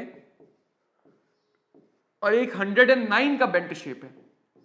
वैसे 104.5 होता है, लेकिन मैं ज्योमेट्री का एंगल लिख रहा हूं। तो obviously lone pair bond angle को कितना भी घटा बढ़ा दे, रिपल्शन बॉन्ड एंगल को कितना भी घटा बढ़ा दे, इसमें इतना चेंज नहीं होगा कि ये 120 से छोटा हो जाए। तो 120 वाला ऑटोमेटिकली टेट्राहेड्रल से बॉन्ड एंगल ज्यादा ही देगा। कोई भी ट्राइगोनल प्लेनर ज्योमेट्री का बॉन्ड एंगल टेट्राहेड्रल से ज्यादा होगा, लीनियर ज्योमेट्री का bond angle trigonal planar tetrahedral से ज्यादा होगा। अगर ज्योमेट्री सेम आ गई, अब बात करते हैं रेगुलर नहीं, अगर ज्योमेट्री सेम है लेकिन नॉन रेगुलर ज्योमेट्री है। नॉन रेगुलर का मतलब सारे बॉन्ड एक जैसे नहीं है, सारे बॉन्ड एक जैसे नहीं है। तो हम देखेंगे कि जिसके पास लोन पेयर ज्यादा है, क्योंकि लोन पेयर रिपेल करते हैं, जिसके पास लोन पेयर ज्यादा है वो रिपेल ज्यादा करेंगे, तो वो खुद से दूर जाने के चक्कर में बॉन्ड को पास ले आएंगे। तो बॉन्ड को पास ले आएंगे, यानी बाहर से अगर धक्का ज्यादा मिला तो ये दोनों बॉन्ड क्लोज हो जाएंगे। दोनों बॉन्ड क्या हो जाएंगे? क्लोज। तो जिसके पास लोन पेयर ज्यादा है उसका बॉन्ड एंगल घट जाएगा, उसका बॉन्ड एंगल घट जाएगा, जैसे अमोनिया NH2। तीसरी बात, अगर ज्योमेट्री भी सेम है, लोन पेयर भी सेम है, तो हम ये देखेंगे सेंट्रल एटम की इलेक्ट्रोनेगेटिविटी अगर ज्यादा है, सेंट्रल एटम की अगर EL ज्यादा तो इलेक्ट्रॉन ऊपर रहेंगे, ऊपर रहेंगे तो पास रहेंगे, नीचे आगे दूर चले गए रिपेल दूर हो जाएंगे। तो एक ही बॉन्ड में सोचो, अगर इलेक्ट्रॉन यहां पे हैं तो पास हैं, अगर इलेक्ट्रॉन यहां पे हैं तो दूर हैं। तो जितना ज्यादा सेंट्रल एटम इलेक्ट्रोनेगेटिव होगा वो उतना खींच के लाएगा, रिपल्शन को बढ़ा देगा, और रिपल्शन को बढ़ा देगा तो बॉन्ड एंगल को बढ़ा देगा। सराउंडिंग एटम जितना ज्यादा इलेक्ट्रोनेगेटिव होगा वो उतना दूर कर देगा। तो अगर A ज्यादा पावरफुल हुआ, अगर A ज्यादा पावरफुल हुआ तो इलेक्ट्रॉन इधर आएंगे, इलेक्ट्रॉन जितना इधर आएंगे उतना वो पास आएंगे, उतना रिपेल करेंगे, बॉन्ड एंगल उतना बढ़ेगा, बॉन्ड एंगल उतना बढ़ेगा। लेकिन ध्यान रखना, इलेक्ट्रोनेगेटिविटी वीक फैक्टर है, इनको इसी ऑर्डर में कंपेयर करना जिस ऑर्डर में लिखा गया है, जिस ऑर्डर में लिखा गया है। जैसे यहां पे देखोगे तो यहां पे बॉन्ड एंगल पहले ज्योमेट्री पे, ज्योमेट्री नहीं है तो लोन पेयर पे, लोन पेयर पे भी नहीं कंपेयर हो पाया तब इलेक्ट्रोनेगेटिविटी पे, लोन पेयर पे भी कंपेयर नहीं हो पा रहा है तब जाके हम कंपेयर करेंगे इलेक्ट्रोनेगेटिविटी पे। और आखिरी बात को ये समझते हैं कि अगर टेट्राहेड्रल ज्योमेट्री है, इसे बोलते हैं बड़े एटम का बड़ा इफेक्ट, अगर टेट्राहेड्रल ज्योमेट्री है, लोन पेयर आ रहे हैं और ये एटम अगले पीरियड का है, सेंट्रल एटम के कंपैरिजन में आगे वाले पीरियड का है, तो इनका साइज बहुत बड़ा होगा। साइज बड़ा होगा तो रिपल्शन ज्यादा होगा, तो ये एंगल को बढ़ा देंगे। तो ये उस केस में एंगल 109 से ज्यादा दे देता है, एंगल 109 से ज्यादा देगा। तो अगर टेट्राहेड्रल की ज्योमेट्री में लोन पेयर भी है, और लोन पेयर हो, ये सिर्फ टेट्राहेड्रल में, क्योंकि टेट्राहेड्रल में ही पास होते हैं, लोन पेयर होने के साथ ये बड़े एटम हैं, तो कम से कम अपने लिए जगह तो रखेंगे ही रखेंगे। इतने पास नहीं आ जाएंगे कि इनके अपनी खुद की जगह खत्म हो जाए, तो अपनी जगह रखनी ही पड़ेगी। इस वजह से ये बॉन्ड एंगल को क्या करते हैं, बढ़ा देते हैं, रिपल करके। साइज की वजह से इसको बोलते हैं स्टेरिक इफेक्ट। साइज की वजह से ये बॉन्ड एंगल को बढ़ा देते हैं। और जैसे हमने NO2 बनाया था, इसमें लोन पेयर की जगह एक इलेक्ट्रॉन था, तो अकेला इलेक्ट्रॉन तो ज्यादा रिपेल नहीं कर पाएगा, तो यहां पे भी बॉन्ड एंगल 120 डिग्री से ज्यादा हो जाता है। मतलब ये एक्सेप्शनल केसेस हैं जो तुम्हें अलग से याद रखने हैं बॉन्ड एंगल के बारे में।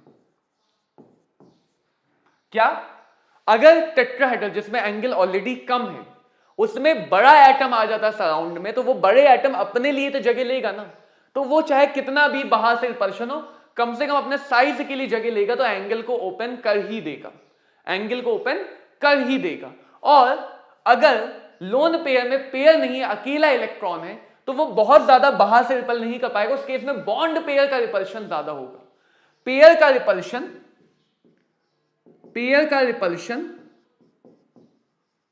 ज्यादा होगा सिंगल इलेक्ट्रॉन से। पेयर का रिपल्शन बच्चों ज्यादा होगा सिंगल इलेक्ट्रॉन से। तो जब भी बॉन्ड एंगल का क्वेश्चन आता है, हमेशा हम इस ऑर्डर में कंपैरिजन शुरू करते हैं, इस ऑर्डर में कंपैरिजन शुरू करते हैं। आज की क्लास में बच्चों हम केमिकल बॉन्डिंग पार्ट 1 यहीं तक रखने वाले हैं। नेक्स्ट क्लास में हम लोग VBT हाइब्रिडाइजेशन समझेंगे।